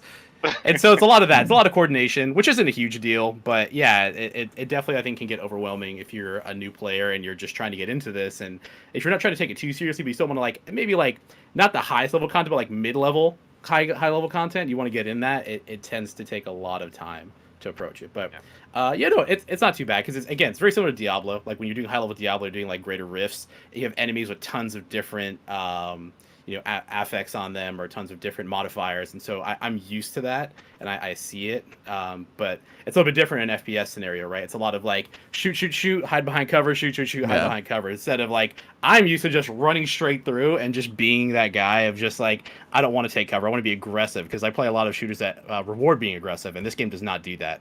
It rewards you for playing very passive and very conservative, which is a little bit different what I'm used to, but something I have to just kind of adjust to. That's all. Yep. Yeah. Yeah. That's why I don't do GM Nightfalls, by the way. It's like, scions that I normally destroy easily, well, now they can kill me in one hit, so I'm afraid of them, and I just hide, and it's like, am I a guardian, or am I like a child, lost in the mall? It's a very and that's what Doom strange Eternal does a feeling. really good job of. I mean, I know it's a single player game, but like it does a really good job of being a first person shooter that rewards very aggressive gameplay, really high skill level. It's like if you're aggressive, you're quick, you know how to be, handling your movement, you're going to do really well. Versus this game, I think even if you do that at the highest level, it's hard, right? Unless you have the correct build. To your point, like I don't have darkness, so I don't have a lot of the things that I need. And I've looked at some of the builds already. I'm like, oh, permanent invisibility. I was like, that's cool. Yeah. As someone who can't give up Void Hunter for GM Nightfalls, I'm a Void Omni Oculus Hunter at heart, because that's how I can make sure no matter how bad my team is, we don't wipe. So like it's just permanent invisibility is great for that. So but yeah, for me, I don't know. The gunplay, I think one of the things that keeps me coming back to this game is I feel like the gunplay just feels great. So it's just hard not to enjoy the way the guns feel. I think I'm at this point now where I still don't have all the mods in the game. I have I just looked it up because I'm mad. I have 867 hours in the game, and I still don't have 2 mods because Ada 1 hasn't sold them for months. So Bungie, please change that or fix it. I think I was 120 hours in, and my only +10 to stat mods I had received were for Intellect, which is garbage in PvE, and Recovery, which at the time, again, I was looking for PvE builds, so it wasn't that helpful. That needs to change, but that's I'm sure everybody could. If I had one change for Bungie, please make the mods more available sooner. Dato actually did a video about his like 9 little pet peeves, and he's like, I know this is a bigger one, but mods, yeah, they just need to be available for everybody. I don't care whether you buy them or just give all the mods to everybody. Yeah. Mods is one of those that they went from 4 to now like 2 vendors have been in rotation. I'm just like, give them to everybody, or just make pages and pages and let people get the ones they want to for certain things. And some should just, the fact that you actually had to acquire the +5 and +10 stat, I didn't even think you would have had ones. Yeah. I didn't even think you would have had to acquire the +10s. Like I could see some of the Charge with Light, because they are, some of that I thought was just guaranteed. Okay, wow, did not know that. Yeah, the +5s you start with, but the +10s you have to get through random. You don't control it. You can't even buy them from data. No. So that's just hot garbage, because it's like that's God. That's I don't even do the math. It was like 25 numbers and stats you're missing off of your gear just from the start. So yeah, that kind of thing is rough. Like when I first started the game, I was like, people were talking about builds and stuff, and I was like, what are you talking about? I have like a grenade and I can throw a knife. I started as a soul archer, and like that's not a bit. This is not a deep game, guys. Like there's guns and I can and I have a little dinky dodge and a grenade and throw a knife. That's not a build. Like what are you talking about? That's probably part of what drew me to the Void kit, because it actually had some synergy within the kit without having any gear. But you really have to be able to put a bunch of mods together. And then, some builds just aren't accessible. If you don't have a cornerstone or anchor mod to that build is just not an option for you until Ada sells it once every 4 to 6 months. Yeah. So that's yeah, one of or those. yeah. I was just gonna say, like, that's one of those. I'm hoping Lightfall gets a change to that one, because again, like, unknown systems changes. That feedback has been given to them for a long time, so I'm praying that's in there, because man, it's overdue. just make Ada sell 16. Pay attention, or have some sort of rotation. Make it fixed. Don't make it RNG. I don't care whatever they do. Like if the mod shows up at least a few times, a month, or a few times every couple months, it's still not a good system, but that's going to be better than it's been. So. I mean, they have the point now to where with exotics you can buy an ornament directly through it. They honestly could probably do that for armor and say the same thing. So yeah, but just buy the mod directly. Yes, please. Yeah. That's fine. That'd be great. You also had some problem with the weapon in the meta, right? Because you're somebody who wanted to hop into high-end or endgame PvE content and ran up against the barriers of, like, not having a certain Arbalest. Yeah, so Arbalest, Ebontis asked about how you doing with champs. Well, I got Arbalest, so match game means nothing anymore, and barrier is fine, and I'm sitting pretty, right? So, and Wither Horde is available at the kiosk. At least that one's not a random, but Arbalest being a random world drop, I think, is a little bit rough when it's so dominant in the high-end PvE, especially GM Nightfall meta. That's definitely a rough aspect of it. But I mean, it's one of those things where it becomes clear to me more too as I transition to being a player who's more established or has these things just on hand. Like, it's really easy to be blind to those problems if they weren't so recent to me, right? Like in a couple of years, I'm going to forget, with the exception of this being maybe immortalized on the World Wide Web. I'm going to forget most of these problems. These are going to not be problems to me, and I'm not going to understand when a new player comes with the same complaints if nothing's changed. So it's helpful to have those different perspectives. A similar thing too. One thing I've done a little bit more of is getting into rating, and that's where I found that maybe my complaints about the Pinnacle grind, still think they're valid. But if I were someone who is raiding more regularly, I mean, Pinnacles just fall from the sky. Oh yeah, they go fast. So, and if you're with a good raiding team, my raiding experiences have varied. Sometimes it's 6 hours stuck in Garden of Salvation, which is brutal, and then sometimes it's like an hour and a half and you're done, right? Like you just breeze through. And if I'm in a regular group who just breezes through all their raids in like an hour or two tops, no wonder they're Pinnacle capped in like a week or two, and then complaining about the seasonal artifact being too slow, right? Like different. This game is, I think, to Paul's point too. This game doesn't know. It has a bit of an identity crisis and tries to be so many things at once that a lot of us come from it with different perspectives and different experiences based on the limited set of things we do in the game. And so, yeah, for me as someone who didn't raid until recently, I was like, the Pinnacle grind's the worst thing ever, and then I had a raider come at me and it was like, the artifact sucks. Like I can get artifact levels. I'm Pinnacle capped, almost immediately. And it was just interesting to have that different exchange of ideas and different set of perspectives to understand kind of how different players are having different problems in the game. So. Yeah. Well, one, like the artifact is a limitation on how much time do you have. Did you stock bounties to get a jump on the season? Because I do that as a content creator, which that's a whole thing. The fact that, I mean, Dado talked about this too, like the Ghost mod. Everybody just puts the 12% bonus experience on the Ghost mod and forgets about it. So it's like, why is that not just take those out of the Ghost mod? Because everybody does it and bump up the experience by 12% and just be done with that. But yeah, one is a time thing for the artifact, and then that's wiped away, which doesn't feel great on the seasonal rotation because it's gone. So the amount of time you put in is now not there. And the other side, as you said, the ease of access for like a solo player. I know how to be generally efficient and can still play a lot. So it's like, I'm starting to see 1590s this week on a week 4 to start hitting Pinnacle cap. That's not bad.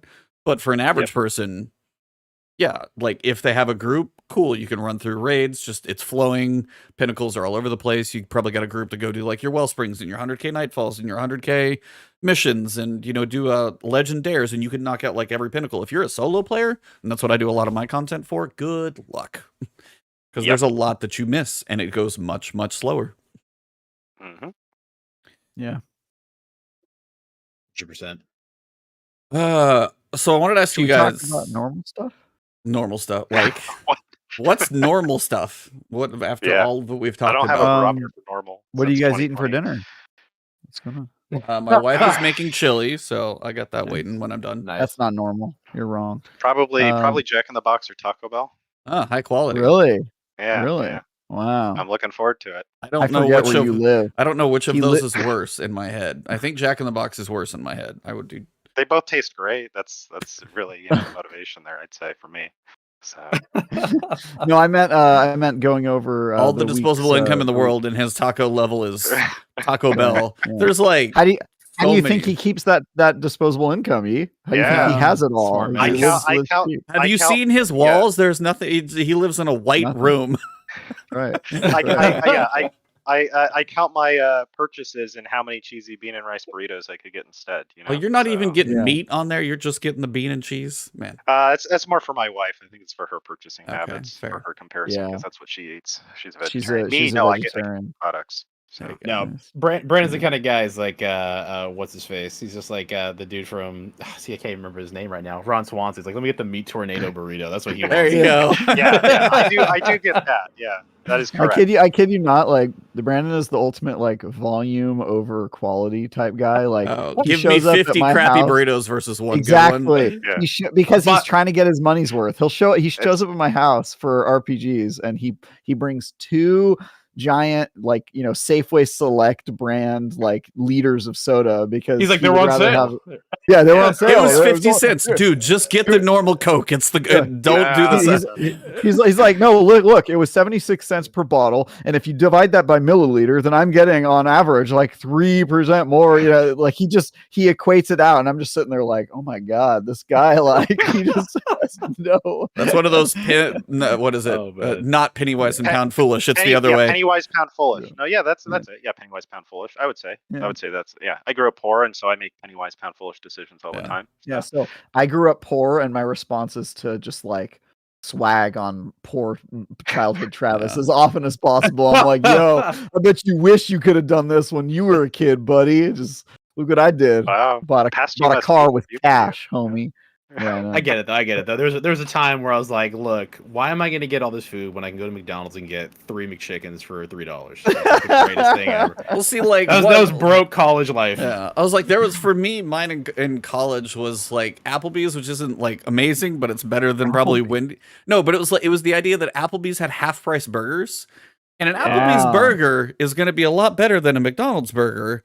So you get like a 100%. half price Applebee's burger, and I was like $5 or $6 or something for this dish. In college, I'm like, sold. Like that was an Wow. easy takeout. Guys, Ebontis was rich in college. $5 for a burger, bro. I would never spend $5 on a meal in college. But it's dude. like burger, fries, and broccoli. Bro. It comes with like 2 sides. My and- budget was 40 cents a meal, dog. Like I'm talking He's like, like top ramen for the next 3 months. That's Dude. it. Yeah, One- I've never yet Dude. to have top ramen. So oh, it's It's amazing, right? horrifying. Yeah. What Terrible. do you- it's amazing. wonderful. Cup of noodles, Wonderful. dude.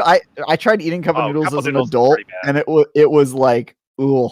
Dude, I was so broke in college that there was 1 month where I ran out of money, 100%, like could not buy anything, and I had 3 days left in the month. So my strategy was, I woke up every morning and I ate like a liter of that's way too much. It was like a how much would you say, like a quart? How much is it? well, I mean, I it would could just- be this, but is it this wide or this Yeah, wide? I'm trying to think of. Anyway, it was like it was a dime, a quarter size or Oh, something. let's say or a a double giant shot. Tupperware It was container. like a double double shot. shot? Okay. So It 3 was a ounces. double shot of toothpaste because it would just shut my body down. I wouldn't want food for 3 days That's because my not body was food. just That like, is not food. I know it's not supposed to be food. It's supposed to It's make your body curbing his appetite. Yeah. curb the Uh. appetite, because if you ever eat toothpaste, dude, you'll be like, I don't want to eat anything. I have no Yeah, appetite. My you're body now feels sick, and when you poop, Yeah. yeah. That's the point, bro. That's the point. That's the I point. think I'd Make rather- Okay, yourself yeah. sick. This You're normal right. discussion Absolutely, fell yeah. off the rails hardcore. He's like, Yeah, can we let's talk about Can we normal get back stuff, to like how we, Destiny? Like, yeah. I was by the way, by normal stuff, I meant like the stuff that happened this week in the game, and Yeah. then somehow it just became this. So I was like, Oh, I was like okay, normal, like not new light stuff. Let's talk about We like talked you about know. eating toothpaste. Okay. Yeah, cool. Yep. Just tighten, right? Yeah. So Now I've got my next meme graphic to get made for you, Travis. Yeah, me taking a shot at your face.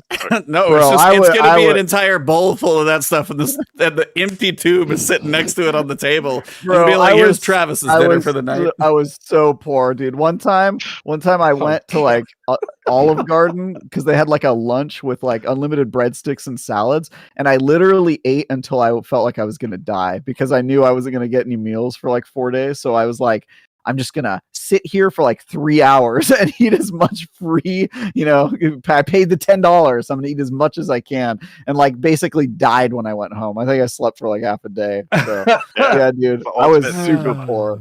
I was super poor. Yeah. Anyway, so this week in Destiny. This week in Destiny. Yes.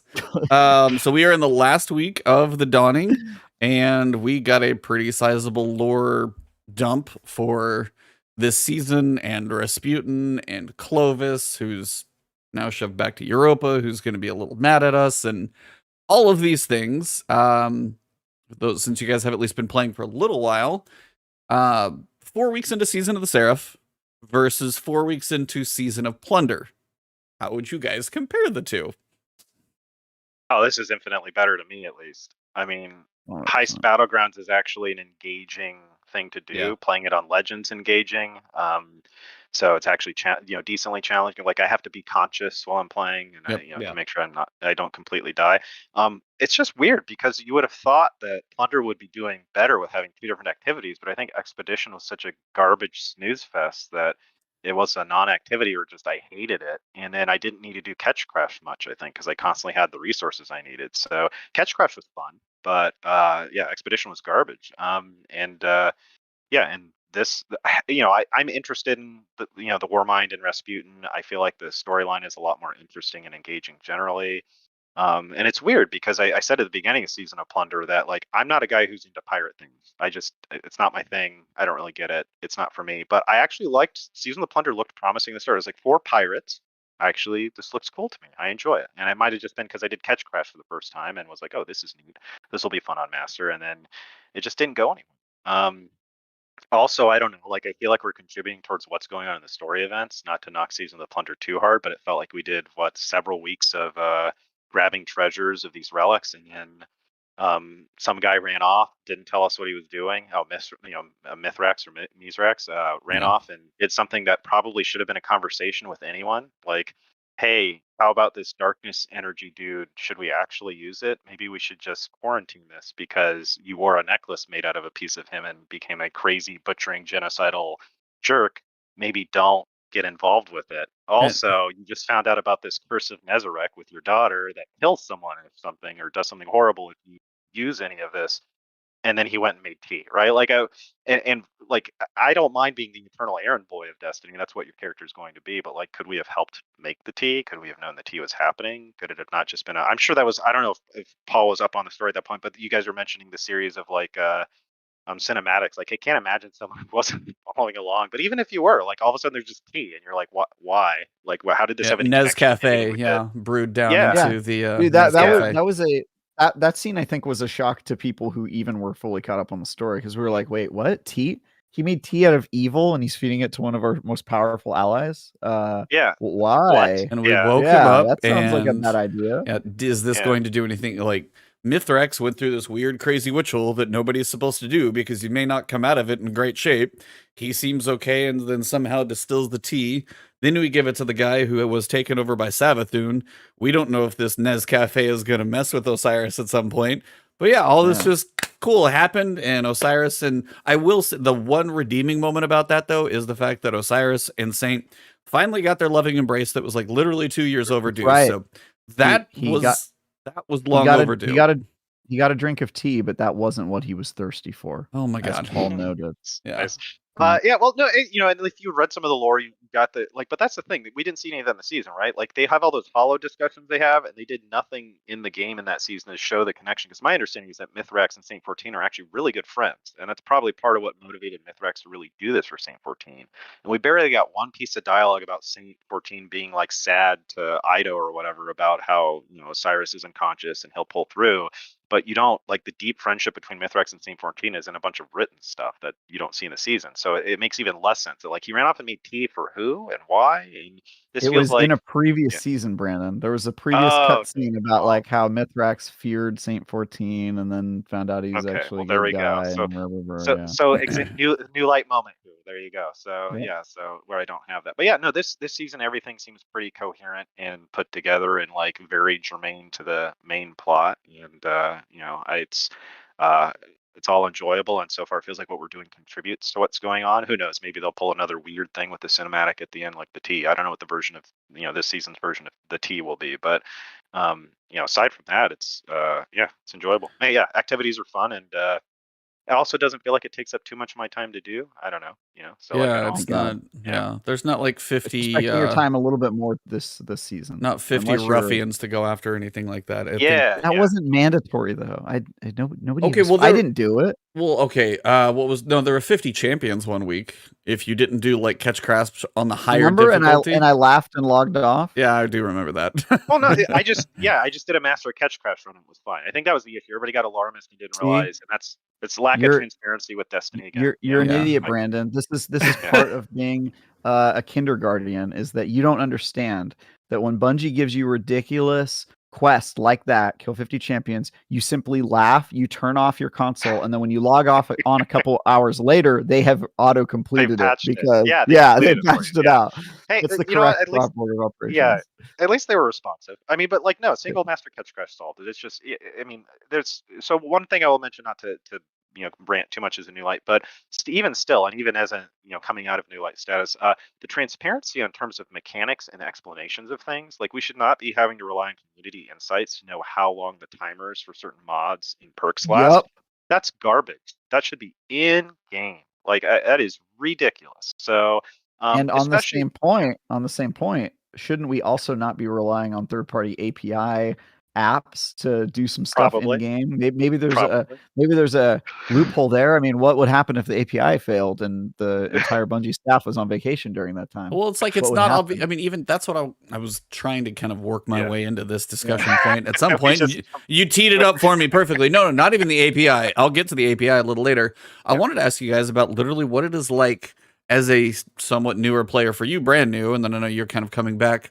What is it about like going for a good roll? Like, did you have to be like, are perks clear? Are they vague? Because I mean, even like Frenzy, I'm like, okay, after a certain amount of time, you're in combat. You're like, how long does this specifically take? But then you go to D2 Gunsmith and you can be like, after 12 seconds, then this stuff automatically kicks in. But it doesn't say the like subtext that D2 Gunsmith has in the game. So I wanted to know what you guys like. What is it like going after god rolls at first? Did you even care? Then did you have to go outside to look, or did other people tell you, or do you even care what a god roll is? Do you just point and shoot? Somewhere in between those, I'm sure. But I at first I relied on friends telling me, oh, that's a good roll, that's not a good roll. But then I also found out quickly I'm on mouse and keyboard, and a lot of my other friends I was playing with at the time and still play with are on console. And there's a very mouse and keyboard for me personally is the way to go.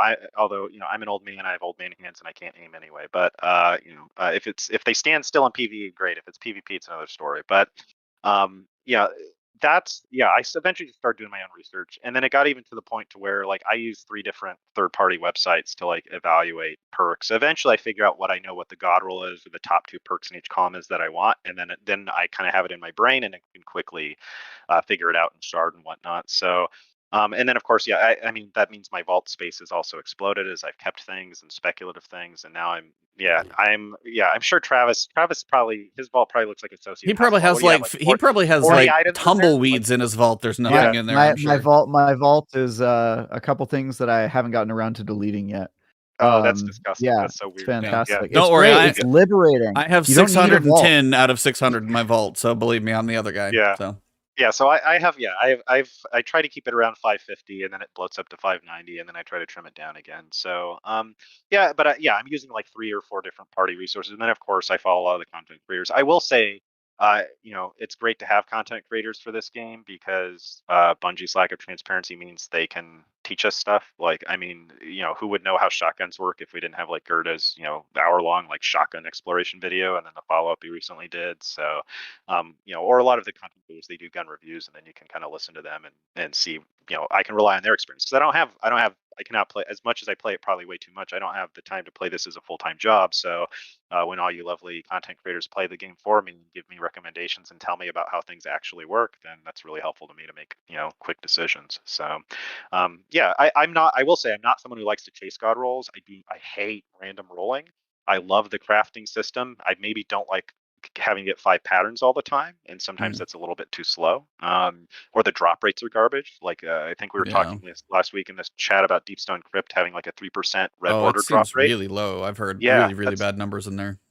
Yeah, dude, so, I like, actually finally got a masterwork Zawuli's Bane. Because I went through the whole process of getting 5 red borders and then crafting it and then leveling it to level 17 and then going back and reframing it and yada yada. And I was just like, I cannot believe that when the Witch Queen came out, I did this with like 15 weapons. Oh yeah, I can't believe that. I've done it I've done it a little bit less each season, probably. It was a cancerous undertaking, and I was like, I cannot believe that this is the way that they expect to do it for every weapon. Unbelievable. Yeah, there's plenty. Now there's quite a few craftables I have that I haven't crafted yet, because it's like, okay, I've unlocked it for crafting if I want, but I just don't need. I have plenty of other stuff I'm trying to level at the same time, and this stuff is not strong enough or relevant. So I'm not gonna craft it. So, but yeah, I like having systems that try to, again, waste my time less, right? So like to me a game is, and I know people have different philosophy on games, but to me a game is not about, like, I don't need to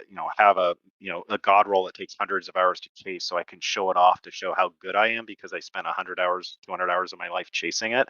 That's not interesting to me. So there's plenty of ways I think to show off or show your skill or obtain mastery or have fun that doesn't require chasing. I mean, it's a looter shooter, so you need this. People want it, they expect it in the genre. I'm fine with that, but there's a certain point where, like, I will be happy with a 4 out of 5 god roll. I'm not going to kill myself to get a 5 out of 5 one, especially if I can find a crafting alternative where I can lock it in 100%.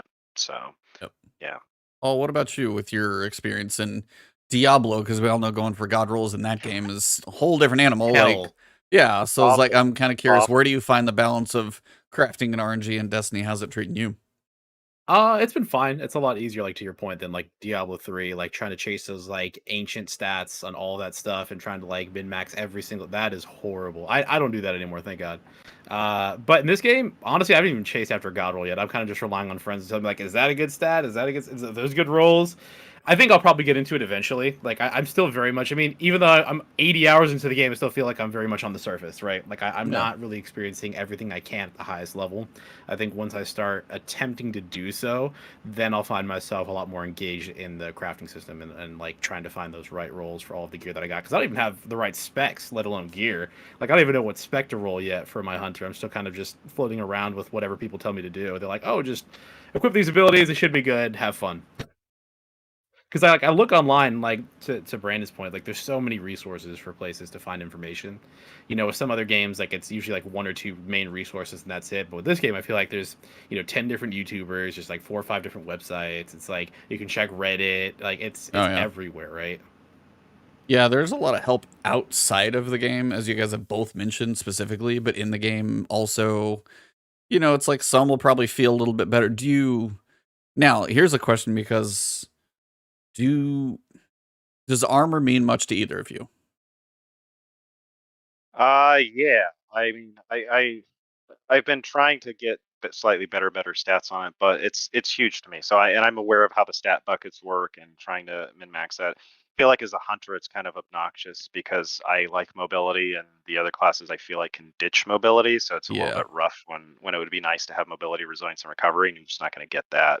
So you kind of have to make some calls. But yeah, I definitely am pushing hard into trying to get the right set of stats. And I use D2 armor picker. I feel, because again, I cannot believe people manually assembling armor sets. That just sounds insane to me. So for me, I pop it into, D2 armor picker. I pick what perks or fragments I'm running on that type of build with the exotic I'm choosing, and just get the best build I can, right? And then that goes into dim, and then I have dim loadouts, and I don't have to think about it anymore when the API is working, at least. So yeah.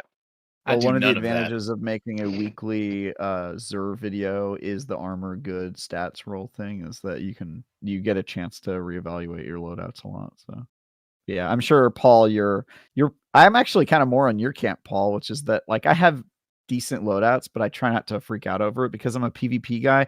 And even if I was a PvE guy, the stats don't matter that much. I mean, they're not going to make you lose a match if you can't nerf these hands, Bungie. That's all I'm saying. Like I'm going to be okay. So, you know.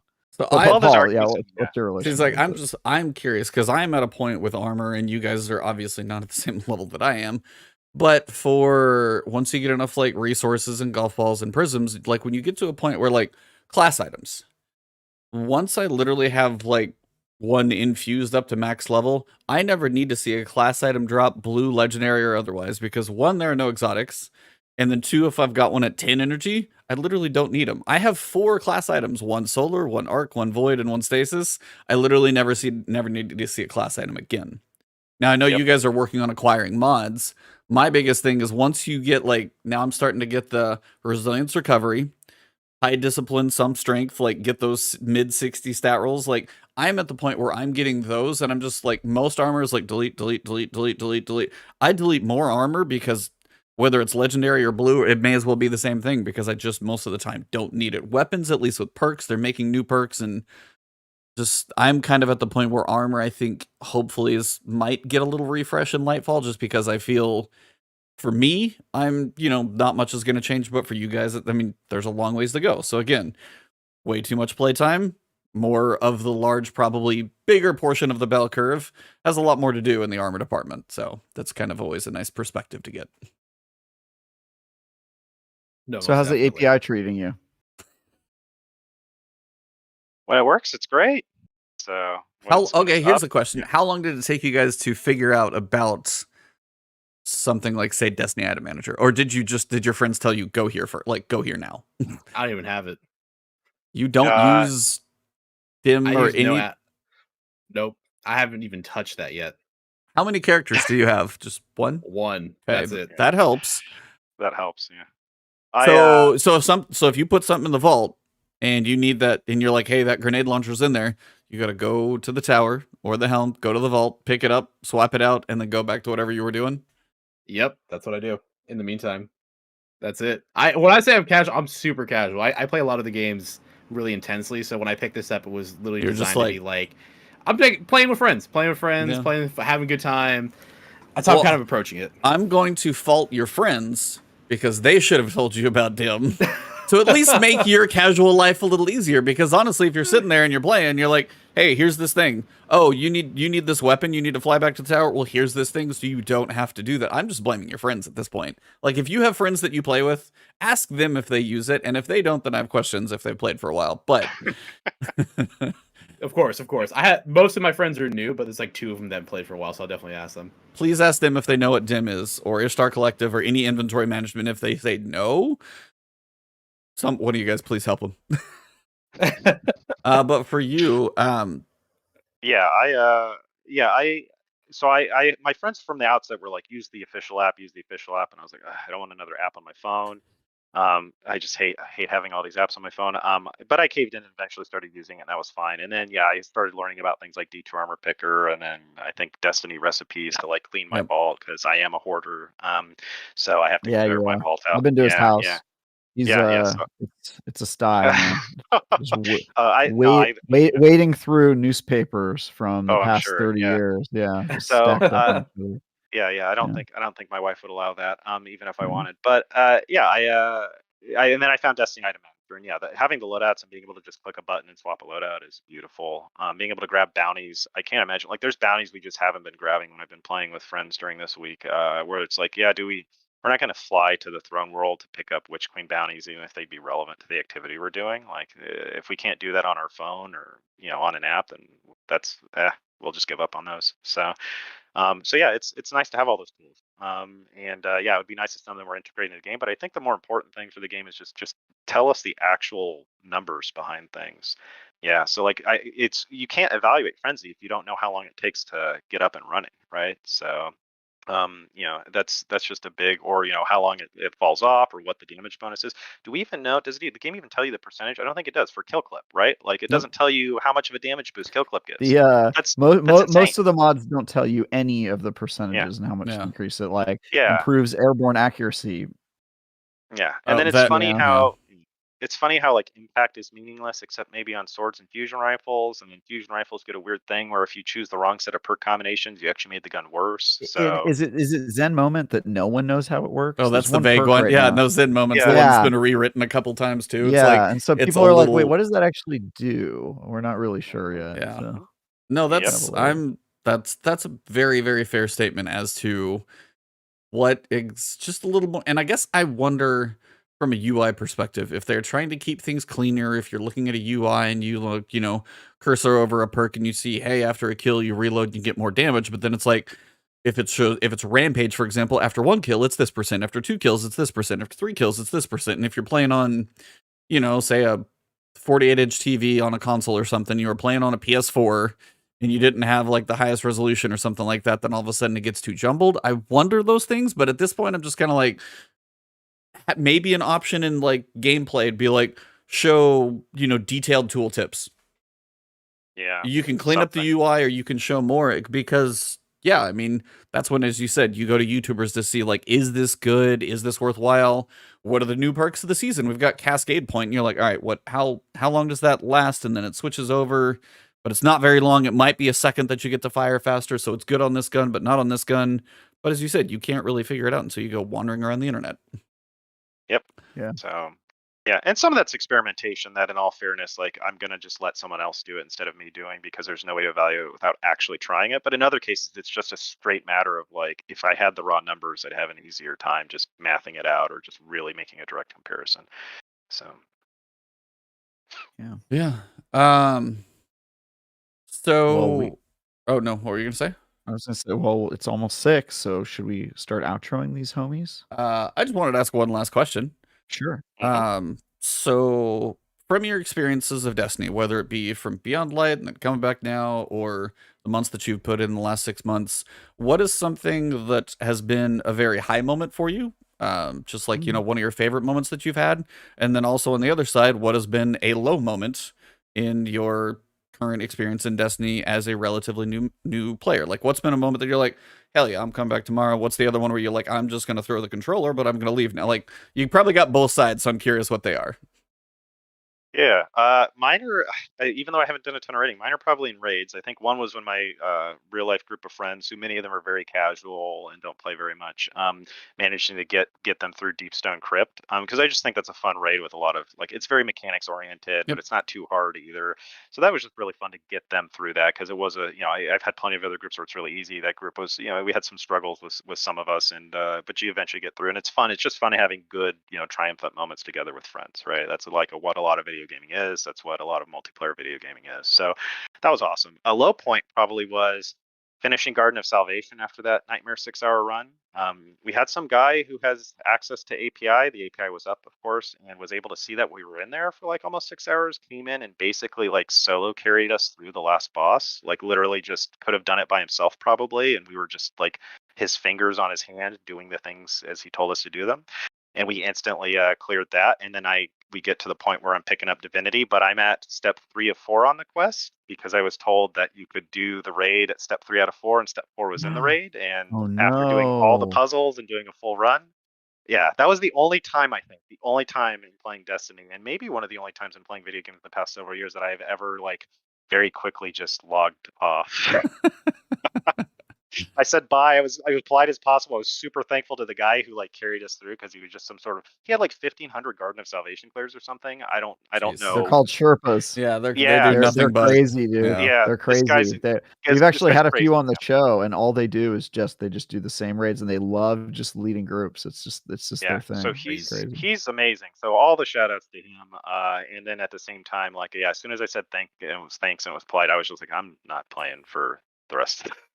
You're like, I need to take a mental break. I need to take a minute. Yeah. I told one of my other friends, I was like, you're the permanent div guy now, because I don't know when I'm going to go back in there next. So that one was pretty brutal. And that was I will tell you, most of the fault goes to, Bungie. I guess we could have been more thorough looking at YouTube videos or reading guides about it. But Bungie's quest descriptions are not very clear on what you need to do. Sometimes. And it was, Yeah. I think you had to go to talk to Eris Morn for step 4, I think, and spend a certain currency there. And I'm sure if I was doing this in the middle of the Shadowkeep campaign, or when Shadowkeep was more of a known thing, like you would have just casually waltzed over to Eris Morn and realized you could have done this. But there was no way to know without having consulted a guide and not missed the guide telling us that, basically, right? So like that was a brutal experience. Yeah, So, that's rough. After a 6-hour run. Yeah, I was just like, I'm done. I'm sure if we do it again, or if I do it with that same guy, and he's like, oh, I'll take you with my other friends who do it and we speed run it. I'm like, okay, Yeah. at some point in the future, sure. But that was rough. So, and again, it was what could got that off to the rocky start was just probably not great quest item descriptions. So I have step 4 of 4, divinity sitting in my quest now and log, and I don't know when it'll ever leave, but that's fine. So Fair. That's that painful reminder every day. That's fun. Yeah. Brutal. Paul, Brutal. what about you? I'd probably say my biggest, or it's probably the best moment I've had in the game so far, has been clearing that first 100k Nightfall. That was really nice. Felt like an achievement, and I did it with 2 people like just came back to the game too. So I didn't do it with anybody like who had already been playing or had that extra guidance. So that was really cool, just being able to do that with 3 new players. Like, awesome, we actually got to clear this. This is great.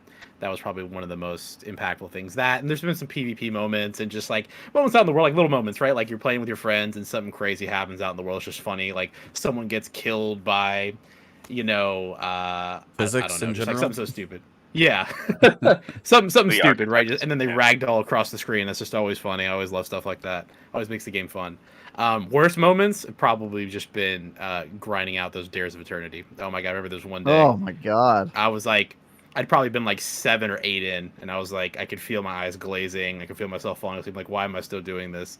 And I was like, my friend's like, come on, we got to keep going. We got to keep grinding these out. We got to get some stuff out of there. And I'm like, oh man, how many more can I do of these dares before I just want to just turn off my whole PC for the day? And it was like maybe 4 o'clock in the afternoon or something.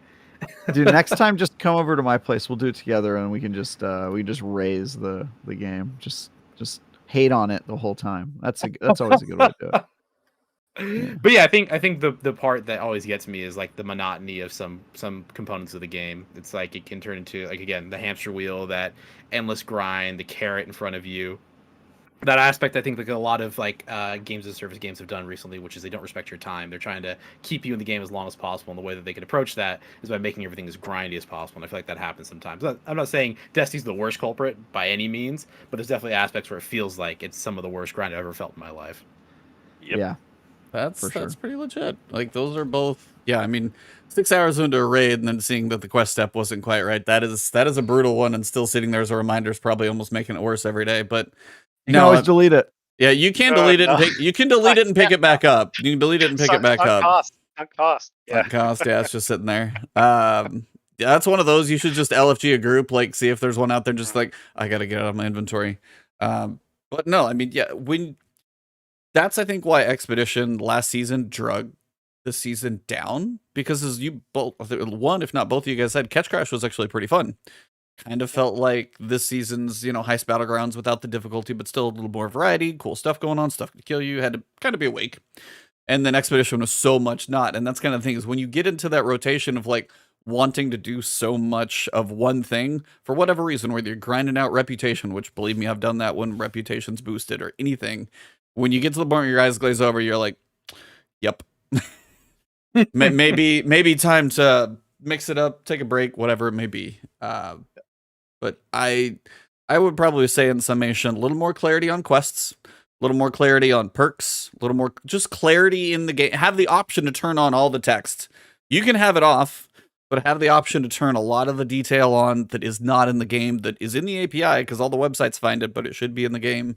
And then I would say the other thing, just kind of some path to go, an optional like understanding of what the story is, a little more of the cinematics in the game, and give people a chance to, I don't care if there's like 30 gig of cinematics that you can download, let people go watch the stuff. I would love to, you could watch it and then delete it if you all care, if you just get to see it one time, as opposed to just like going to YouTube, I think. So no, I was like, it was really good to get your guys' perspective, and I'm very glad Travis was able to make this one happen, because Cog's taking a break, so he will be back next week. I know we'll have a good guest next week. I've got to look who it is, but it was honestly one of the videos I've thought of doing, and it still is not perfectly effective for you guys, is I want to grab somebody who's never played Destiny, and I want to just like sit in their party and just follow them around in the game and not say a word unless they ask me questions, and see what is presented to them and what they do not have a clue why, what otherwise, and see how often I'm just like, all right, let me explain this. This is how this works, and just see how much. And that's, again, as you said, different people are going to come at this at a different angle. We've got the lawyer who's going to have his bullet list of, here's a gun and here's the couple perks that he wants, whether it's in his head or typed in a spreadsheet somewhere.